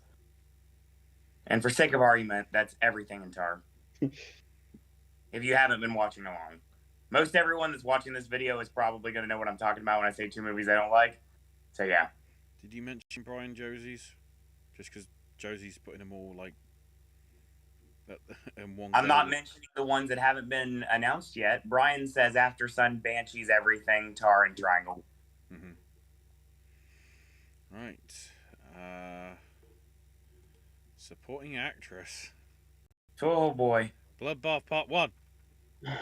I really hope you guys who are here now were here when we had the whole women talking conversation. Yes. Basically, because that was like an hour and a half ago, I'll just reiterate by saying we don't know what's going on with women talking, and she said they could cancel each other out. One could significantly perform over the other. There's always those times where things are paired together for some reason, and that seems to be these two here, where one will do well, one won't, or they'll both go away and do very little. And so we've been talking through this whole season about how much women talking has been fucking up this category, because it's like, is it going to be Jessie Buckley? Is it going to be Claire Foy? Is it going to be Buckley and Foy? Or is it just going to be nobody? Well, are there so many people in women talking, they're not going to be able to make a decision. So I think I started at Buckley, then I changed it to Foy. At some point, I might have possibly had both of them. I don't remember. You did. But there's so many people in contention, and women talking is so off the radar right now and so underseen, supposedly, maybe not by voters, which is a mistake on my part, if I go that route. But I'm going to see what happens if we shut women talking out of this category, which is probably a terrible idea. But when you look at what the lineup is here, yeah, we're seeing what happens. I have Carrie Condon for Banshees of Inisherin, Dolly DeLeon for Triangle of Sadness, Janelle Monáe for Glass Onion, Carrie Mulligan for She Said, and Stephanie Shu for Everything Everywhere All at Once. I feel confident about Condon, Monáe, and Shu. I don't know that it was the glow push for Dolly Dayline that pushed me in that direction, but I remember her coming up before and being singled out by reviews and stuff like that, and thinking about it. But then she kind of got pushed out solely because there was so much going on in this category. But yeah, so maybe it was the glow push. I'm not entirely sure. That made me think. Maybe now that she's had a visible showing, maybe this could put it in people's heads, and she could do it. Because I also talked about the idea of a big win for Triangle of Sadness as far as visibility would be getting a SAG Ensemble nomination, which would technically be another push in that category, or in that area of getting somebody in for this movie. So yeah, but like we were saying, this category is just a headache, and that's not even to mention I had to take out both people from The Whale, and Jamie Lee Curtis is in here apparently. A lot of people, a lot of multiples from the same movie, like The Whale, Everything Everywhere All at Once, Women Talking, etc. I was really pushing Samantha Morton for She Said for a while there, but even though she did crush it, I think that was, yeah, this is going to be a mulligan thing if She Said's here. So, and being pretty much leading and pushing and supporting is always going to be make you a good bet to get in. So I think like the somewhat category fraud might help mulligan as well, but it's all over the fucking place, and I'm just guessing. So. Mine is so weird. There's one here that's come in for the first time that should have been in ages ago, and one that was in ages ago disappeared and is now back in. So I have Jessie Buckley for Women Talking. I have Jamie Lee Curtis over Stephanie Sue for Everything Everywhere All at Once, and I have Janelle Monáe for Glass Onion. The changes, finally in here is Kerry Condon for Banshees. And then coming back in because something's happening with momentum, which I didn't think would somehow stick. Angela Bassett for Black Panther, Wakanda Forever. Okay. Something seems to be building, at least in terms of like the things that I'm seeing on social media. Maybe it's because Twitter's being a right shit heap right now, but I think there's something happening there, and that she might actually get in. Something crossed my mind while I was trying to do this category, and I don't typically like to think ahead like this, but it helped a lot when I was trying to think of who to put here. Are we under the impression that Kerry Condon is the front runner right now? I would say so. And I'm not even basing that on critic wins, because critic wins can 180 like that. It certainly seems that way. She seems to be the main contender, like the one to beat possibly as of now. Yeah, because she's by far the most comfortable, like the most comfortable I was putting somebody in this insane category. Completely agreed.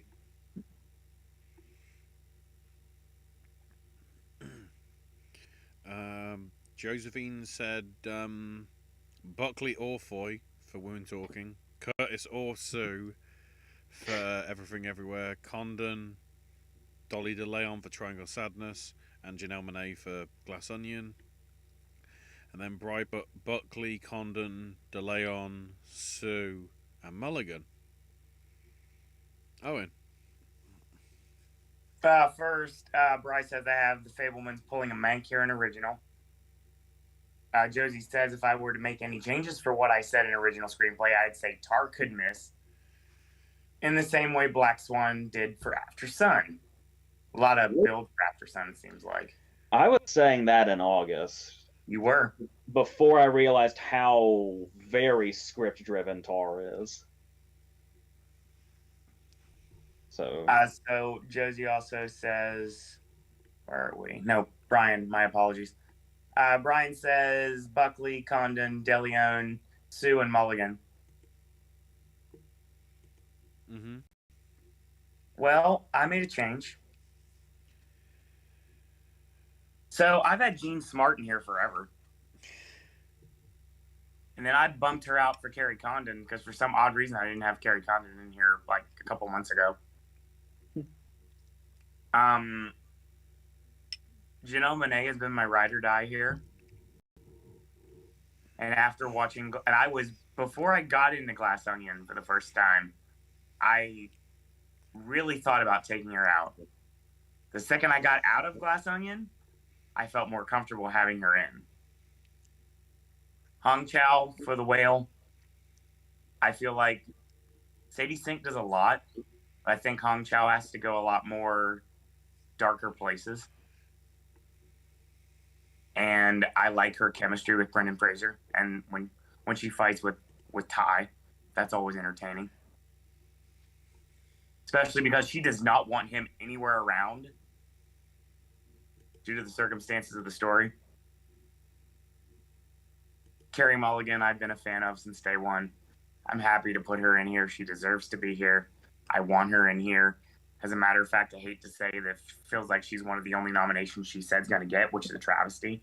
That movie's fantastic, and I feel it's going to get swept underneath just like the actual situation itself. So I have, if you're playing along, Carrie Mulligan for She Said, Carrie Condon for Banshees, Hong Chow for The Whale, Janelle Monáe for Glass Onion, Jessie Buckley, Women Talking. No more. Jamie Lee Curtis for Everything. I think that she has the love of the Academy. I think she has the love of the voters. I think she is way overdue of an accolade like this. And an Oscar nomination, I think, would be perfect for this point in her career. Not to mention, it's an extremely unexpected performance from her. Even if you hate the movie, you have to give credit to that. I 100% give her credit. That's the reason why I voted for her and I predicted her. There's some of these things I don't want at all. But Curtis, I can understand why she's here. I've already forgotten the other ones you said. So did you say her and Shu or her instead of Shu? For many reasons, I'm going with her instead of Shu.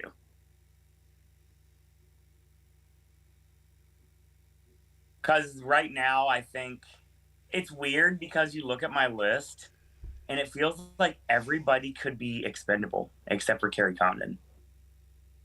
Because everybody could be replaced. That's how this year is. There's so many great and not so great that people think are great performances that are going to eliminate what's on this list, what's on your list, what's on the chat's list. Because you only can pick 5. People are going to lose. People are not going to get nominated. And it's going to be a travesty. But we're going to have to deal with the 5 and move on, just like we do every season. To supporting actor. Oh, jeez. So I don't remember I might have done this once before. To keep myself from having a full-on meltdown in real time, would it be out of line if I gave you 4 and then I flipped a coin? No. Considering the way this year is, I mean, not it at all. makes it interactive as fuck. Okay. Let's see if I have one. Let the mob vote on it. Come on, AJ, let's go. All right. So I've talked before about how there's somebody here that's the sole reason why we're doing only the top 8 in this video. You're right. Because I want SAG to decide something for me because I feel like they will. And I've already said who that is. So here's what we have. Brendan Gleeson for Banshees, Judd Hirsch for The Fablemans, Ki Kwan for Everything Everywhere All at Once, and until SAG tells me otherwise, I'm sticking with Mark Rylance for Bones and All. Okay, now there's two people here that could be in this fifth spot, and both of them would spawn think pieces if they got in. Oh, yeah. Both of them are going to be controversial in some way if they get in. So let me just make sure something real quick here. Okay, we're good. I'm just gonna.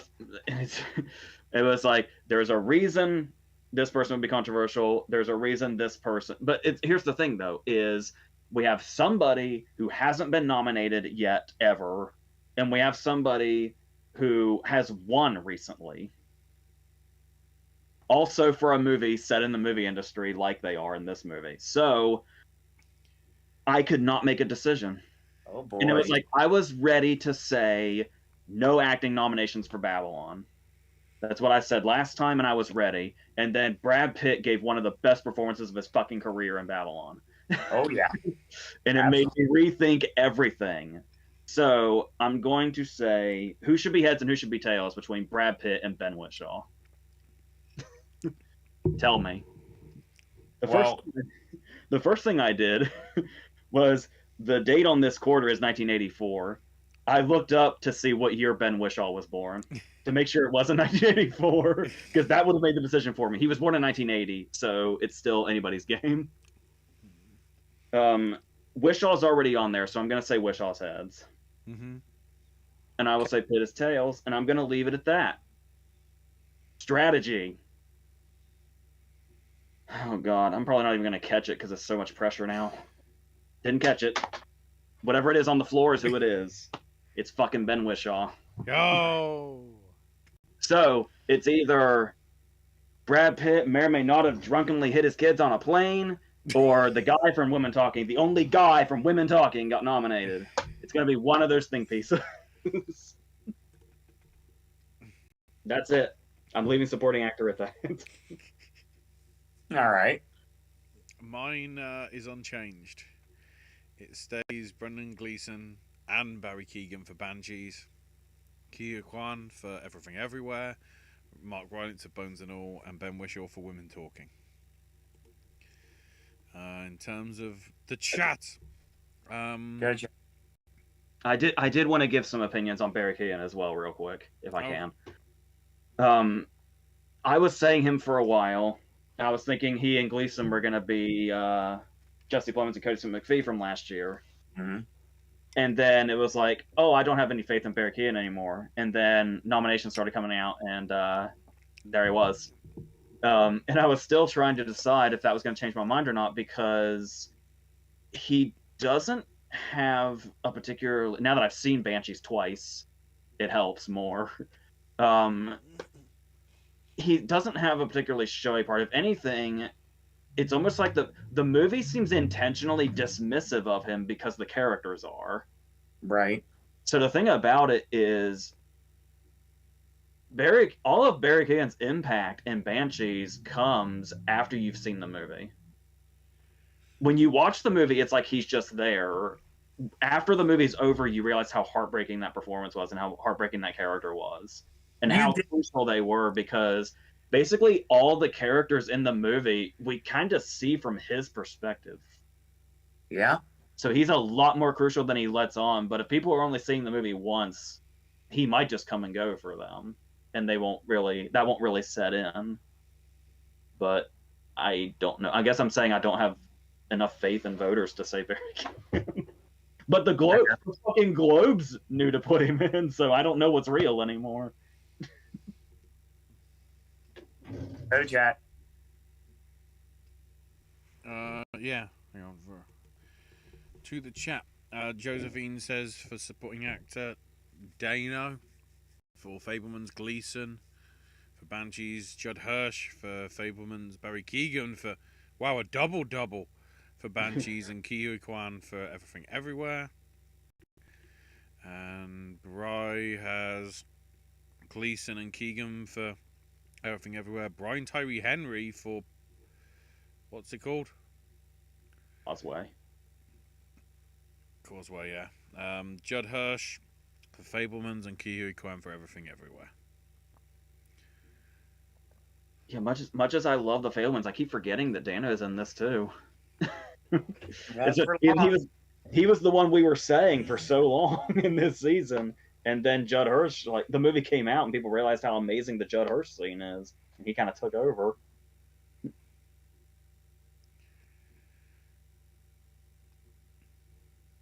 Go ahead, Owen. It's yours. Keep going, Ashley. There's more stuff in chat. Oh, well,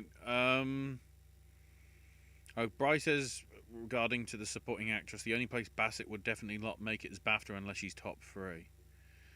Diane asks you, Owen, why don't you try to explain why you hate Tara, or are you just against the film to be contrary? I'd like to hear your justification. My honest justification is I just feel I was bored with it and I tuned out right away and I couldn't get back into it. I get what it was trying to do. By the time I tune out of something, when you lose me, it's just downhill from there. Nothing against it. I don't hate the movie. I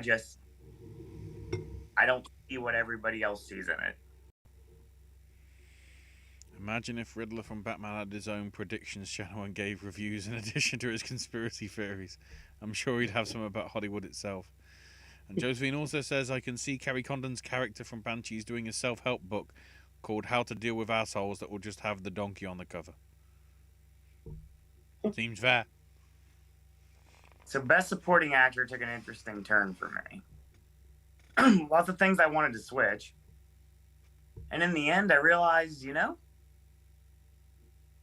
it's December. We don't have anything that's concrete yet. Might as well just keep what brought me to the dance in the first place. And Brad Pitt for Babylon, Brendan Gleeson Brendan Gleeson for Banshees of Inisherin, and both Paul Dano and Judd Hirsch for The Fablemans. And I'm sure you realize I'm going to have to put Ki-Hai Kwan in there too. I just want to say one more thing that we've said a lot, and that is we're very stressed out now because we're doing predictions. In retrospect, we're going to love the embarrassment of riches for performances we've had this year.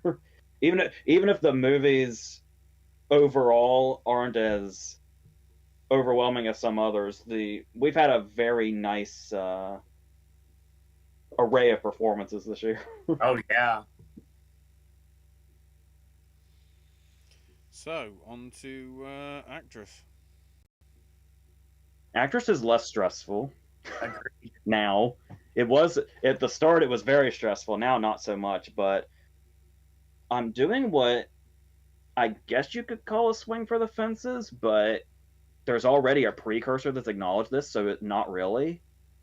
But it's somebody that I was never betting on.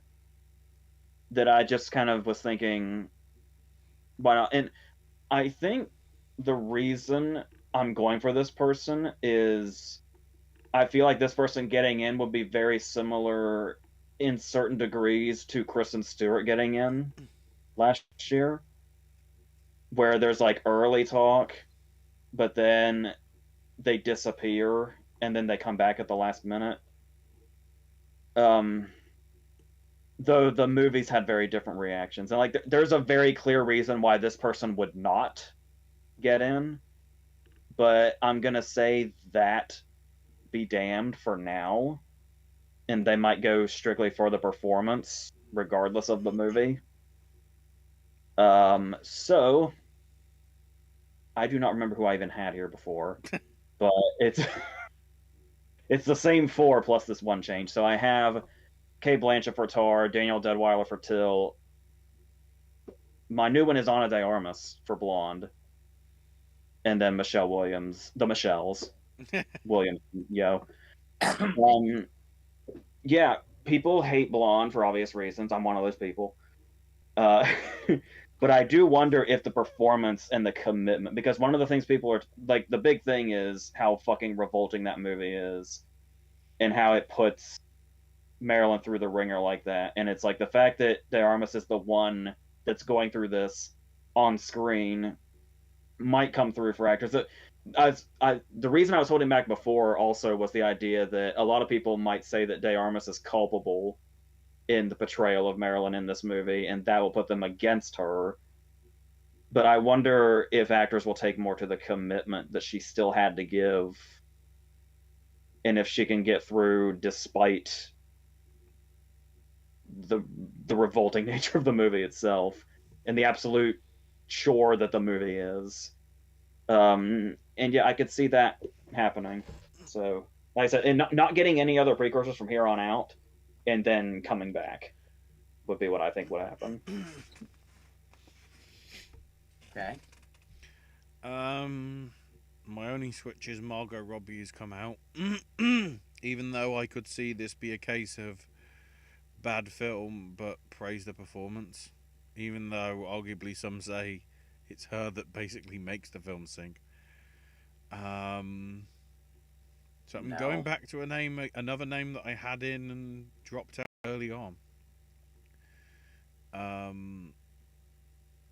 have Kate Blanchett for Tar, Viola Davis for Woman King, Daniel Debweiler for Till, Michelle Williams for Fabelmans, and Michelle Yeoh for Everything Everywhere All at Once. On the chat front, Josephine has Blanchett for Tar, Debweiler for Till, Viola Davis for Woman King, Michelle Williams and Michelle Yeoh. Alternatives are Coleman or Robbie. It's tough. I think the rest of the people here, apart from me, because I haven't seen it yet, will disagree with you on the Coleman front. To be fair, she has a lot to do. It's just in the wrong movie. Right, yeah. And Bry says Blanchett, Davis, Debweiler. Oh, same as me. What's going on? Blanchett, Davis, Debweiler, Michelle Williams, and Michelle Yeoh. I finally took Naomi Ackie out. Once again, another I didn't know was British. I don't know why I have the feeling that De Armas might win the Globe for some reason. Yeah, you never know. Yeah, it was Ackie I had before that I replaced with De Armas. Now I remember.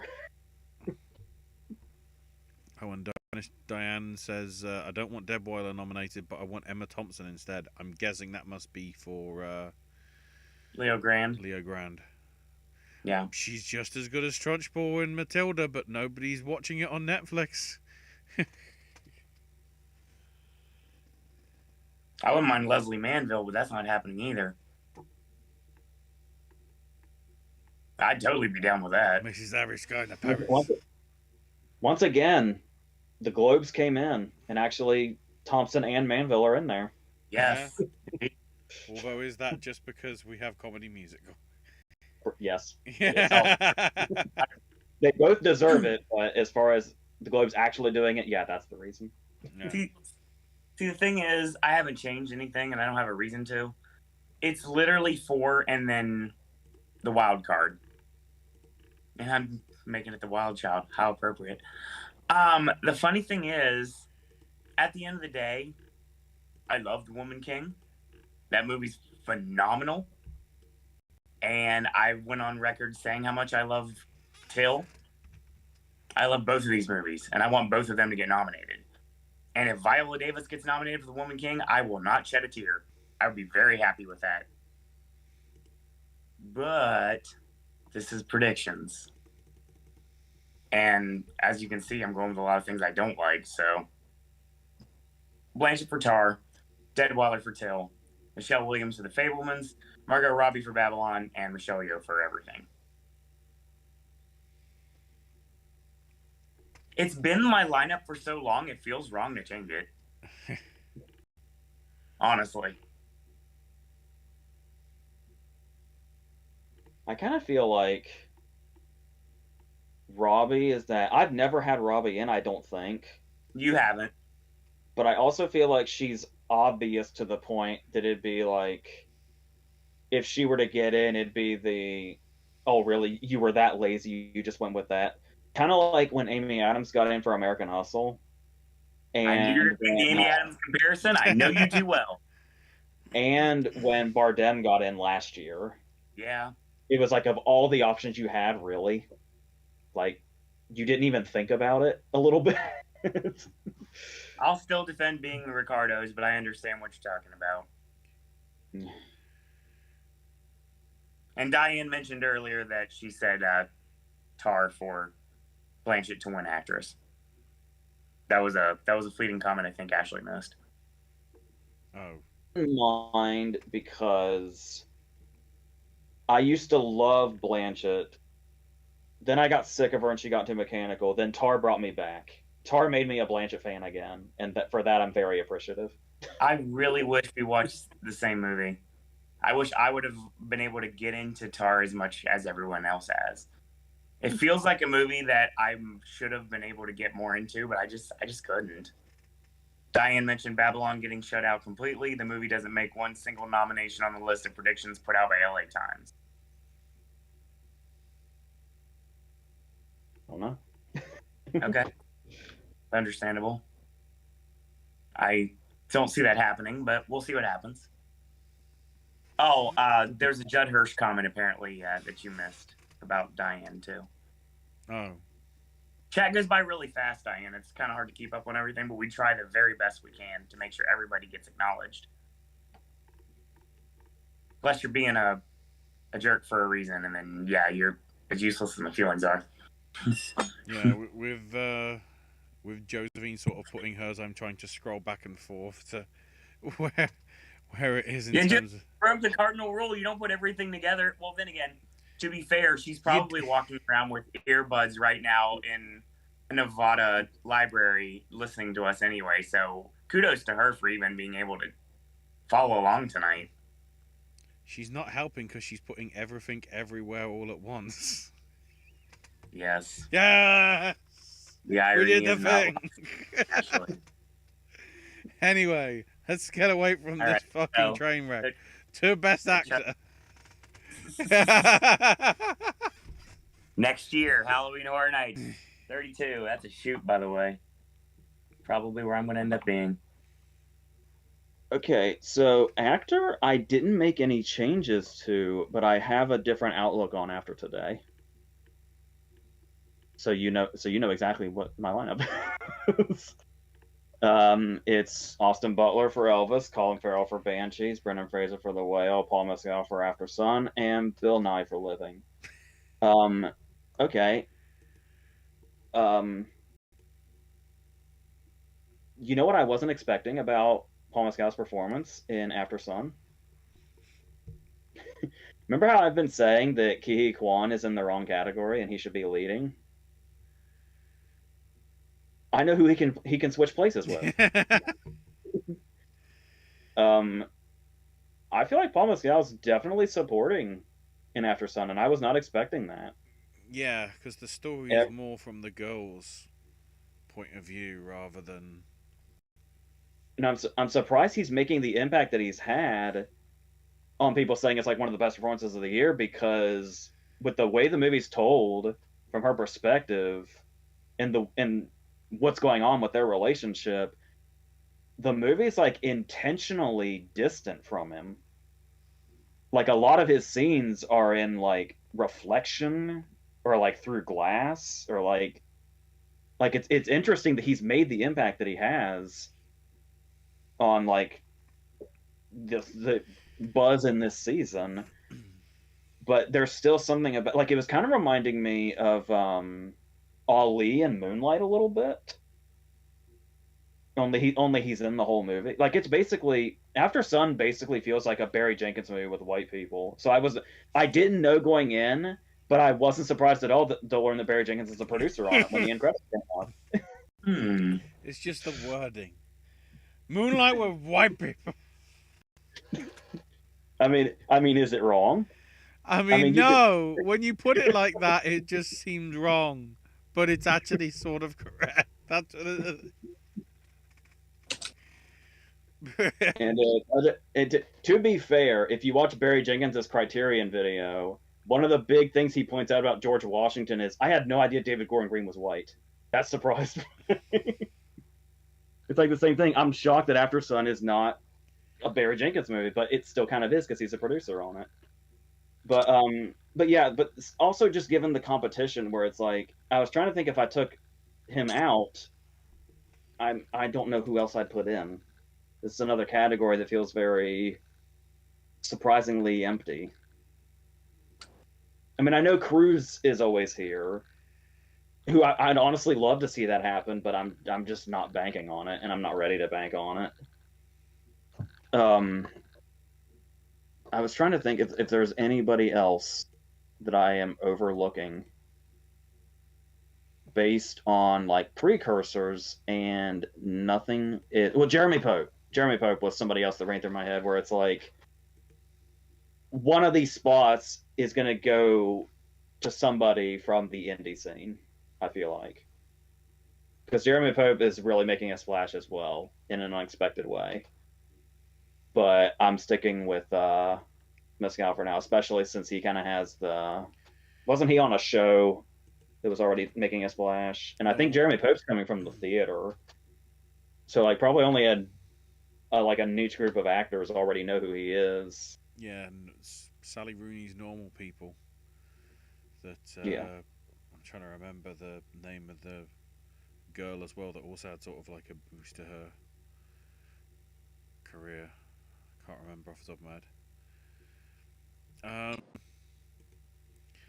head. The quick thing is it's exactly the same as AJ's for me now.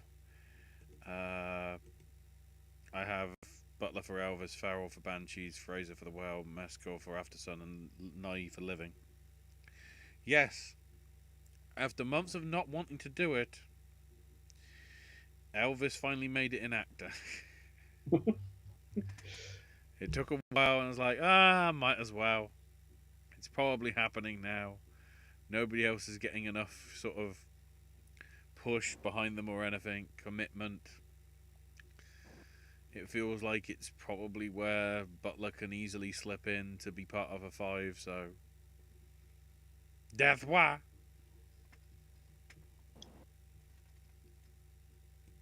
Go to chat. Yes.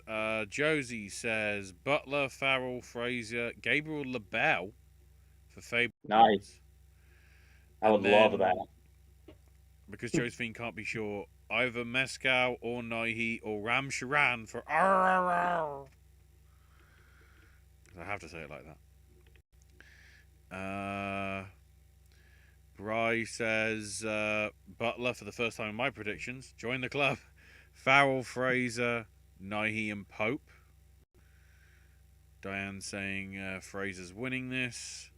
Bry says this is what I feel about Room, that Tremblay's the lead and Brie Larson supporting because it's mainly on the perspective of Jack. I disagree about Austin Butler. Butler was from the Carrie Diaries. I kindly call that a splash. Yeah, but everybody gets one. He had a dog on his balls. He did. Tom Hanks seems to be on everyone else's here's list. The thing also is Jeremy Pope's coming in really late. Austin Butler has still had half of the year to go both as well. Hank seems to be on everyone else's list, but I never saw A Man Called Otto. Then again, I don't think anybody has, because it's not going wide until first week in January. So, yep, I'm watching it next Friday night. I wonder if Globe's voters won't go with Fraser for calling him the press out and go with Butler because they put Lerman in director, says Brian. Maybe. Could happen. And Brian says AJ will be saying Paul Mescal in his supporting performance.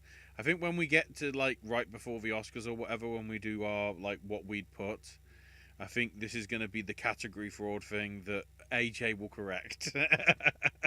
I've already made most of my lineups, and you better believe where the fuck Kahi Kwan is.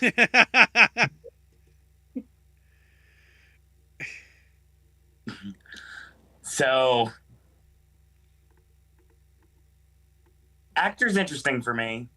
Because it feels like for me, it's always been 4, and then there's one outlier. Last time I took a gamble and put Gabriel LaBelle in here, and I like that, and I want that. That needs to happen, but it won't, and it sucks. So, got to run Bill Nye instead. Colin Farrell for Banshees, Brendan Fraser for The Whale, Tom Cruise for Top Gun Maverick, and Austin Butler for Elvis. I will give you credit, Owen. You are the one person that never started skeptical on Butler. Nope, never.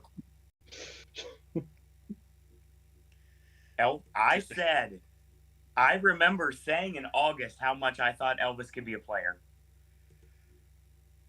Well, the next category you might be a little confident about, but not confident, a lot more not despite its better.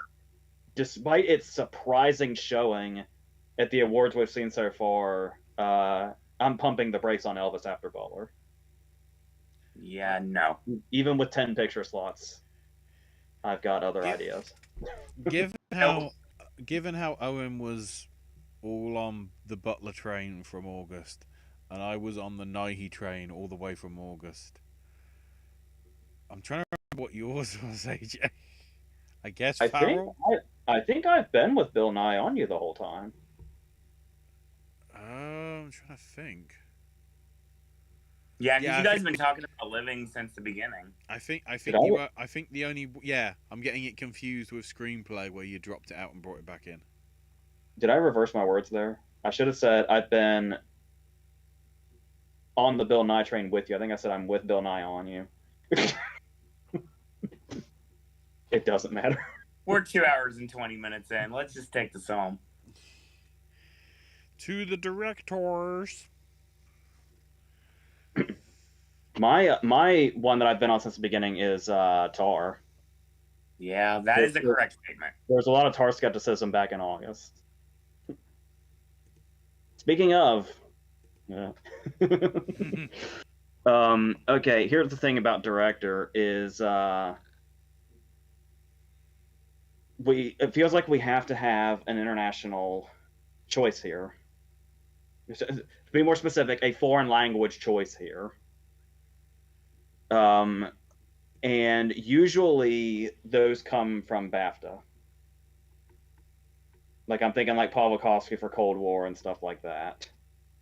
Even though Cuarón was already in there, I feel like there's usually a director that comes out of BAFTA.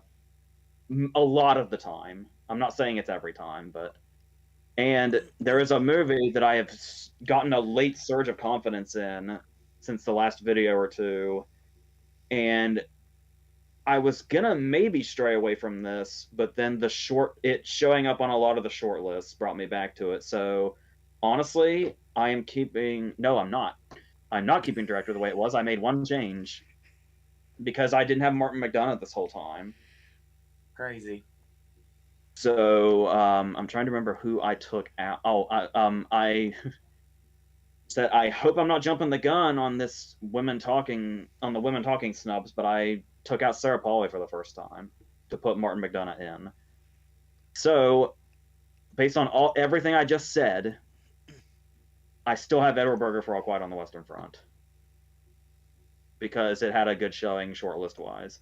And then I'm keeping the Daniels, Todd Field, and Spielberg, and then I added McDonagh. And Cameron. The fact that I didn't say Cameron. I said in the previous video when I put Avatar in picture that if I'm putting Avatar in picture, I probably need to put Cameron in director, but I couldn't bring myself to do it. And the only way that I can defend myself is with a president that is 20 years old. If I remember correctly, even though it got into picture and it was considered a whole big thing, Peter Jackson missed for Two Towers, right? Right. So, like I said, there is precedent, even though it's 20 years old. That's the best I can think of. Because I look at these 5, and I could easily take out Edward Berger and put Cameron in. but it's just the consistency of there being a foreign language director has been going on for so long now that I can't pull myself away from it. So that's what I'm going with. Ashley. Mine is pretty quick. Same as it was last month. Topfield for Tar, for Daniels for Everything Everywhere, McDonough for Banshees, Sarah Polley for Women Talking, and Spielberg for Fablemans. To the chat, Josephine has, as of today, I guess having seen Avatar, probably gives you a clue with what's in here, Cameron for Avatar 2, Todd Field for Tar, McDonough for Banshees. I nearly said 3 billboards. Sorry, time warp. Ruben Ostland for Triangle of Sadness, and Spielberg for Fablemans. Bry says Cameron, McDonough, the Daniels, Spielberg, and Todd Field. Pretty much the same. Dan says, did any of us consider Brian Tyree Henry for Causeway and supporting? He's in the sort of list where I want to see if people like bite at critics and, well, if he shows up in SAG, if he shows up there, then he definitely needs to be in consideration, because, you know, remember, our final predictions will be coming like a week or so before the actual nominations are announced. So mid-January. Yeah, even these ones, that we're doing now, they aren't our definitive, this is what we think is going to happen. A lot can change in 2 weeks. Because if I haven't made it clear, which I think I have, I'm very loyal to Rylance right now, but if Rylance misses SAG, I'm dropping him like a bad habit. So yeah. There should have been Babylon Skepticism in August. In hindsight, probably, yeah, considering how it was like nobody was going to be, the premiere wasn't going to happen until sort of like December. It wasn't showing up at any of the film festivals. Because you'd have thought, if it had momentum, it would have shown up there. They will have Polly because they want to be more inclusive as she's a woman. I fear that's what's going to happen, even though that shouldn't be the situation. I also have to direct you to 2019 with that. When Greta Gerwig was all but a certainty, and then they said, no, we like Todd Phillips more. And then 2 women have won since then. And she probably beat Spielberg and Cameron. Cameron probably. I hate the fact that we're treating female director nominees like token nominees. Like I said, there should be more Emerald Fennells where it's like, yes, this was always meant to be. So I hope, I hate that we're still in that territory. I mean, the woman can't be in there too, but it's just not. And it honestly, if Women Talking is as well made as Polly's other movies, I have no doubt in my mind that Polly would deserve to be here. Because she's very good at her job. Mm-hmm.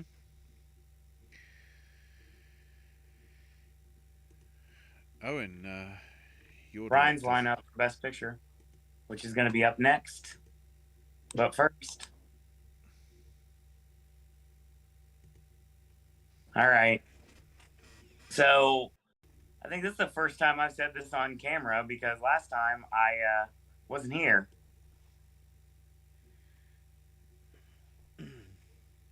So, I don't know if Ashley or AJ read my predictions. Probably AJ because he's the one that I sent them to. So, I've had to eat some crow, whether I wanted to or not.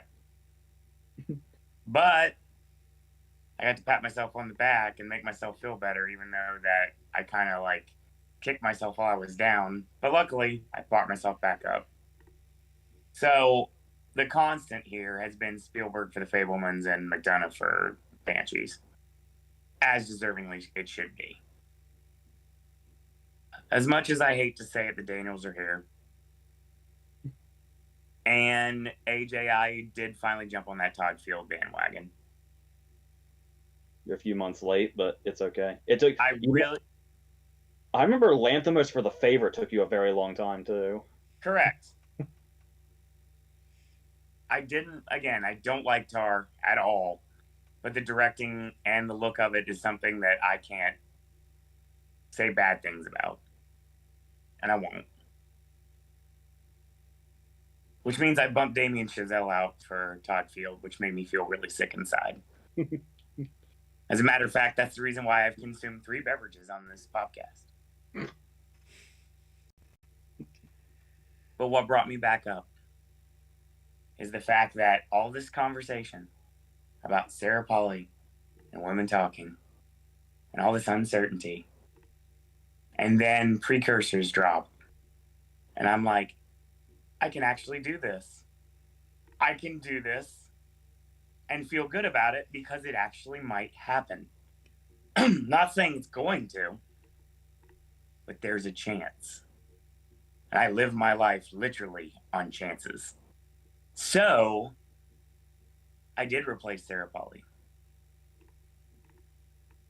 with Baz Luhrmann for Elvis. Elvis has been my ace in the hole since August. Why not credit the director of one of my absolute favorite movies of all time and give him an Oscar nomination, at least on my list? Especially since that movie you're calling one of your favorite movies of all time was something he was unjustly not nominated for. Yes. Same with everyone involved in it. Except Kidman. That was the obvious one, but Ewan McGregor got robbed. And it's a running joke between us that Broadbent did in fact win that year, and we're going to pretend it's for the other one. Yeah, Iris doesn't exist. Sorry. He's amazing in both, but I mean, that's fair. He's something else in Moulin Rouge. Well, it's like when Kidman wins the year later, and I'm just like, well, it's just for Moulin Rouge. It's fine. Or when Chicago wins picture, nah, it was just because of Moulin Rouge. It's fine. Yes, if Luhrmann would, I don't think Luhrmann's going to win director, but I do feel a little bit more comfortable than I did before. I'm not comfortable at all, not even close. But I feel better saying Luhrmann for my 5th slot now.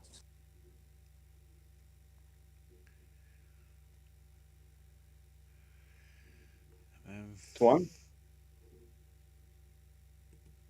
To the chat real quick. Oh, check. That was Sarah Polley got a star on Road to Avonlea. Road to Avonlea. Owen, I think you should watch Tar again. I mean, he probably no. I mean, considering how it goes with previous precedents, if it makes it into the 10, you're gonna try and see it again, aren't you? The only movie I refuse to watch again is Avatar. But yeah, I definitely will. But here's the rule, Diane. Since I know you're new here, I don't stream movies. You have to give me a theatrical viewing of a Best Picture nominee. My normal rule is I watch everything nominated for Best Picture only theatrically twice. It's helped, rewatches has helped with a lot of things. I was sour on Belfast and Power of the Dog when I first watched them. Reviewing, love them. Great movies. Or made me realize how much I loved movies like Licorice Pizza. It's really funny that you said what you said, because I was just literally thinking yesterday, trying to plan out when I'm going to see Avatar in the theater again. I will never watch another Jim Cameron video game adaptation movie again. It does not feel the length, man. It really doesn't. Dude, it feels worse. Okay, and the funny thing about it is, for me, remember the horror story I told you about watching the theater for Everything Everywhere All at Once? And I told you that everybody was marking out for it, and I was just kind of sitting there like, well, this is garbage. Why? I don't get it. I don't understand why you guys are... Stop. Stop it now. Stop it now. This isn't funny. I was that guy. Remember when the movie ended and I told you I had to just get out of here when everybody started clapping? Second Avatar ended, everybody started clapping. And this is a full theater, multi-tiered levels, mind you. The second it got happened, I literally got up out of my seat and I physically said, I'm getting the hell out of here. I got up and I left.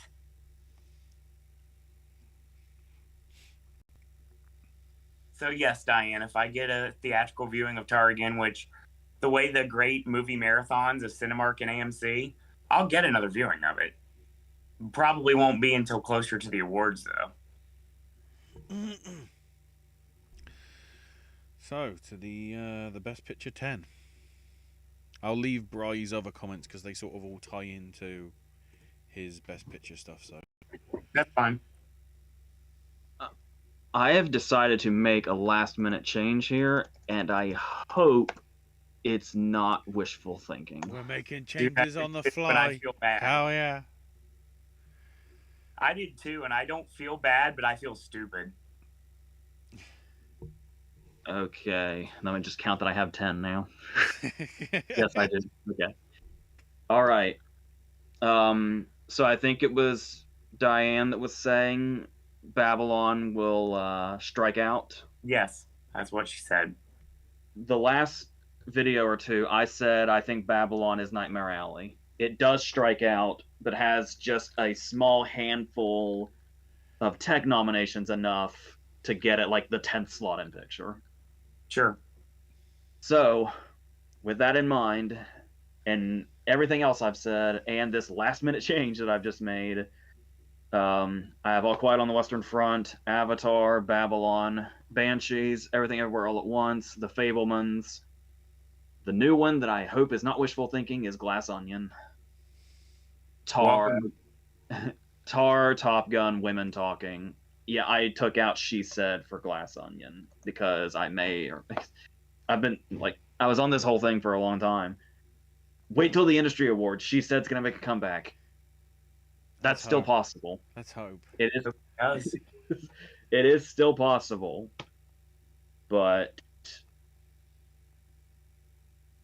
based on everything we've already said in this video for the last 2.5 hours, that's where I ended up. The end. Hey, I want to cordially welcome you to the Glass Onion for Best Picture train. I hope so. I hope it's not just wishful thinking. Oh, trust me, I don't think it is.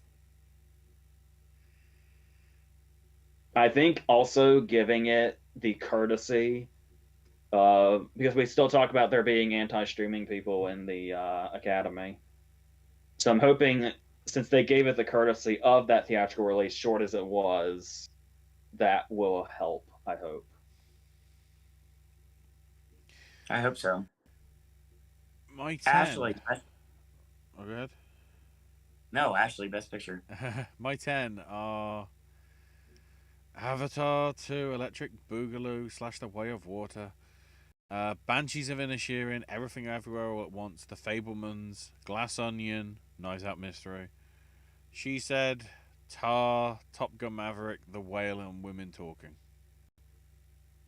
I think I kicked out Woman King and or Babylon, I can't remember whether one or two, but yeah, the Avatar just came in because it's probably just going to make it in because just on the tech. That's going to be your Babylon. Or your Nightmare Alley, I should say. Well, I guess you could also say Nightmare Alley had a very, very positive reaction, unlike Babylon. Well, if you want a, critically disliked movie still getting into picture, then just instead of comparing it to Nightmare Alley, compare it to Extremely Loud and Incredibly Close, if that makes you feel more comfortable. That's fair.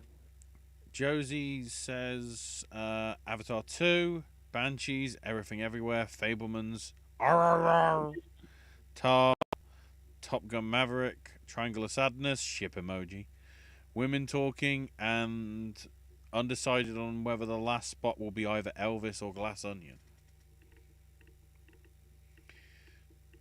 Good little mix. And then Bry has Avatar, Babylon, Banshees, Elvis, Everything Everywhere, Fablemans, Del Toro's Pinocchio for at least one more month, Thought about it. Top Gun Maverick, and Women Talking.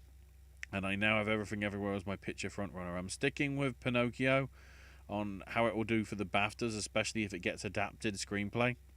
And maybe we'll see it get both an animated and a picture at the PGAs. Then again, PGA doesn't usually match all the nominees because Drive My Car and Nightmare Alley weren't there last year. And on a side note, Brian has Everything Everywhere leading the nominations at the minute with 10. Oh, and Diane's anything extra Pinocchio can get would be amazing.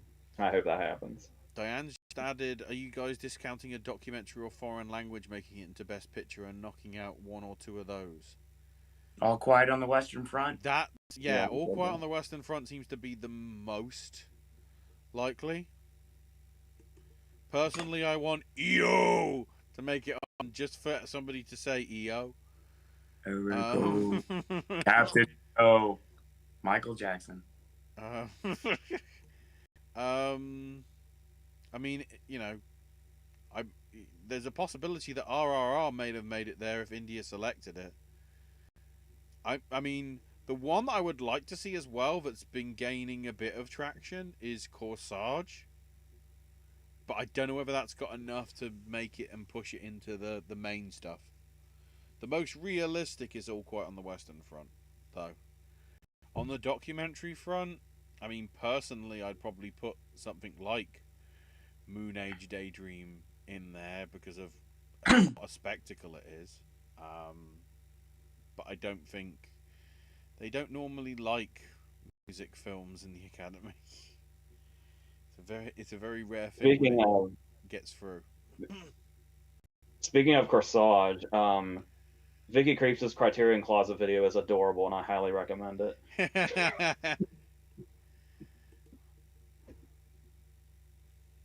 Even Diane, animated? I think if we're talking about animated, the only option is definitely Pinocchio. Yeah, Pinocchio definitely has a chance if it gets and that's it.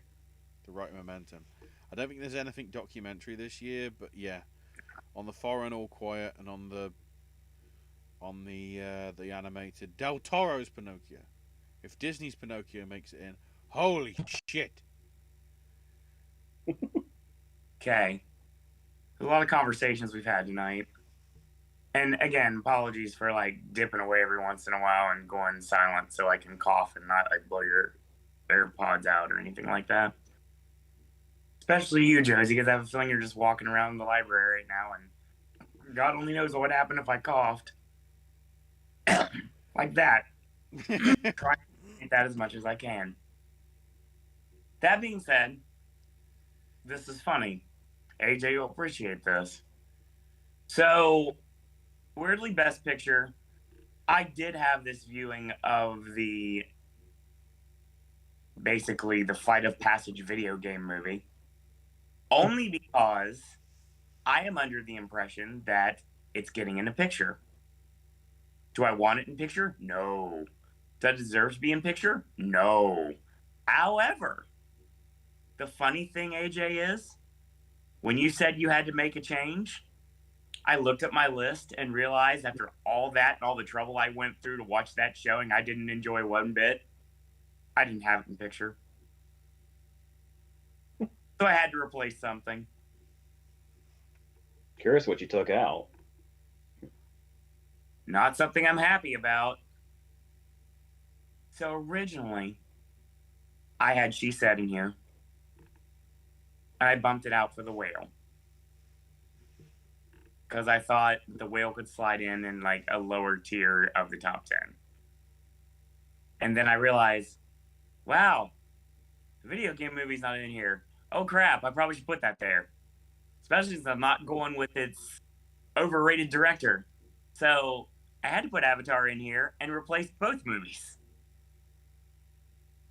So again, replacing movies I like for a movie I don't like. That's what this award season has done to me. Joining Babylon, Banshees, Tar, The Fablemans, Elvis, Top Gun Maverick, Glass Onion, everything. And yeah, even after everything we've said today, women talking. That's my 10.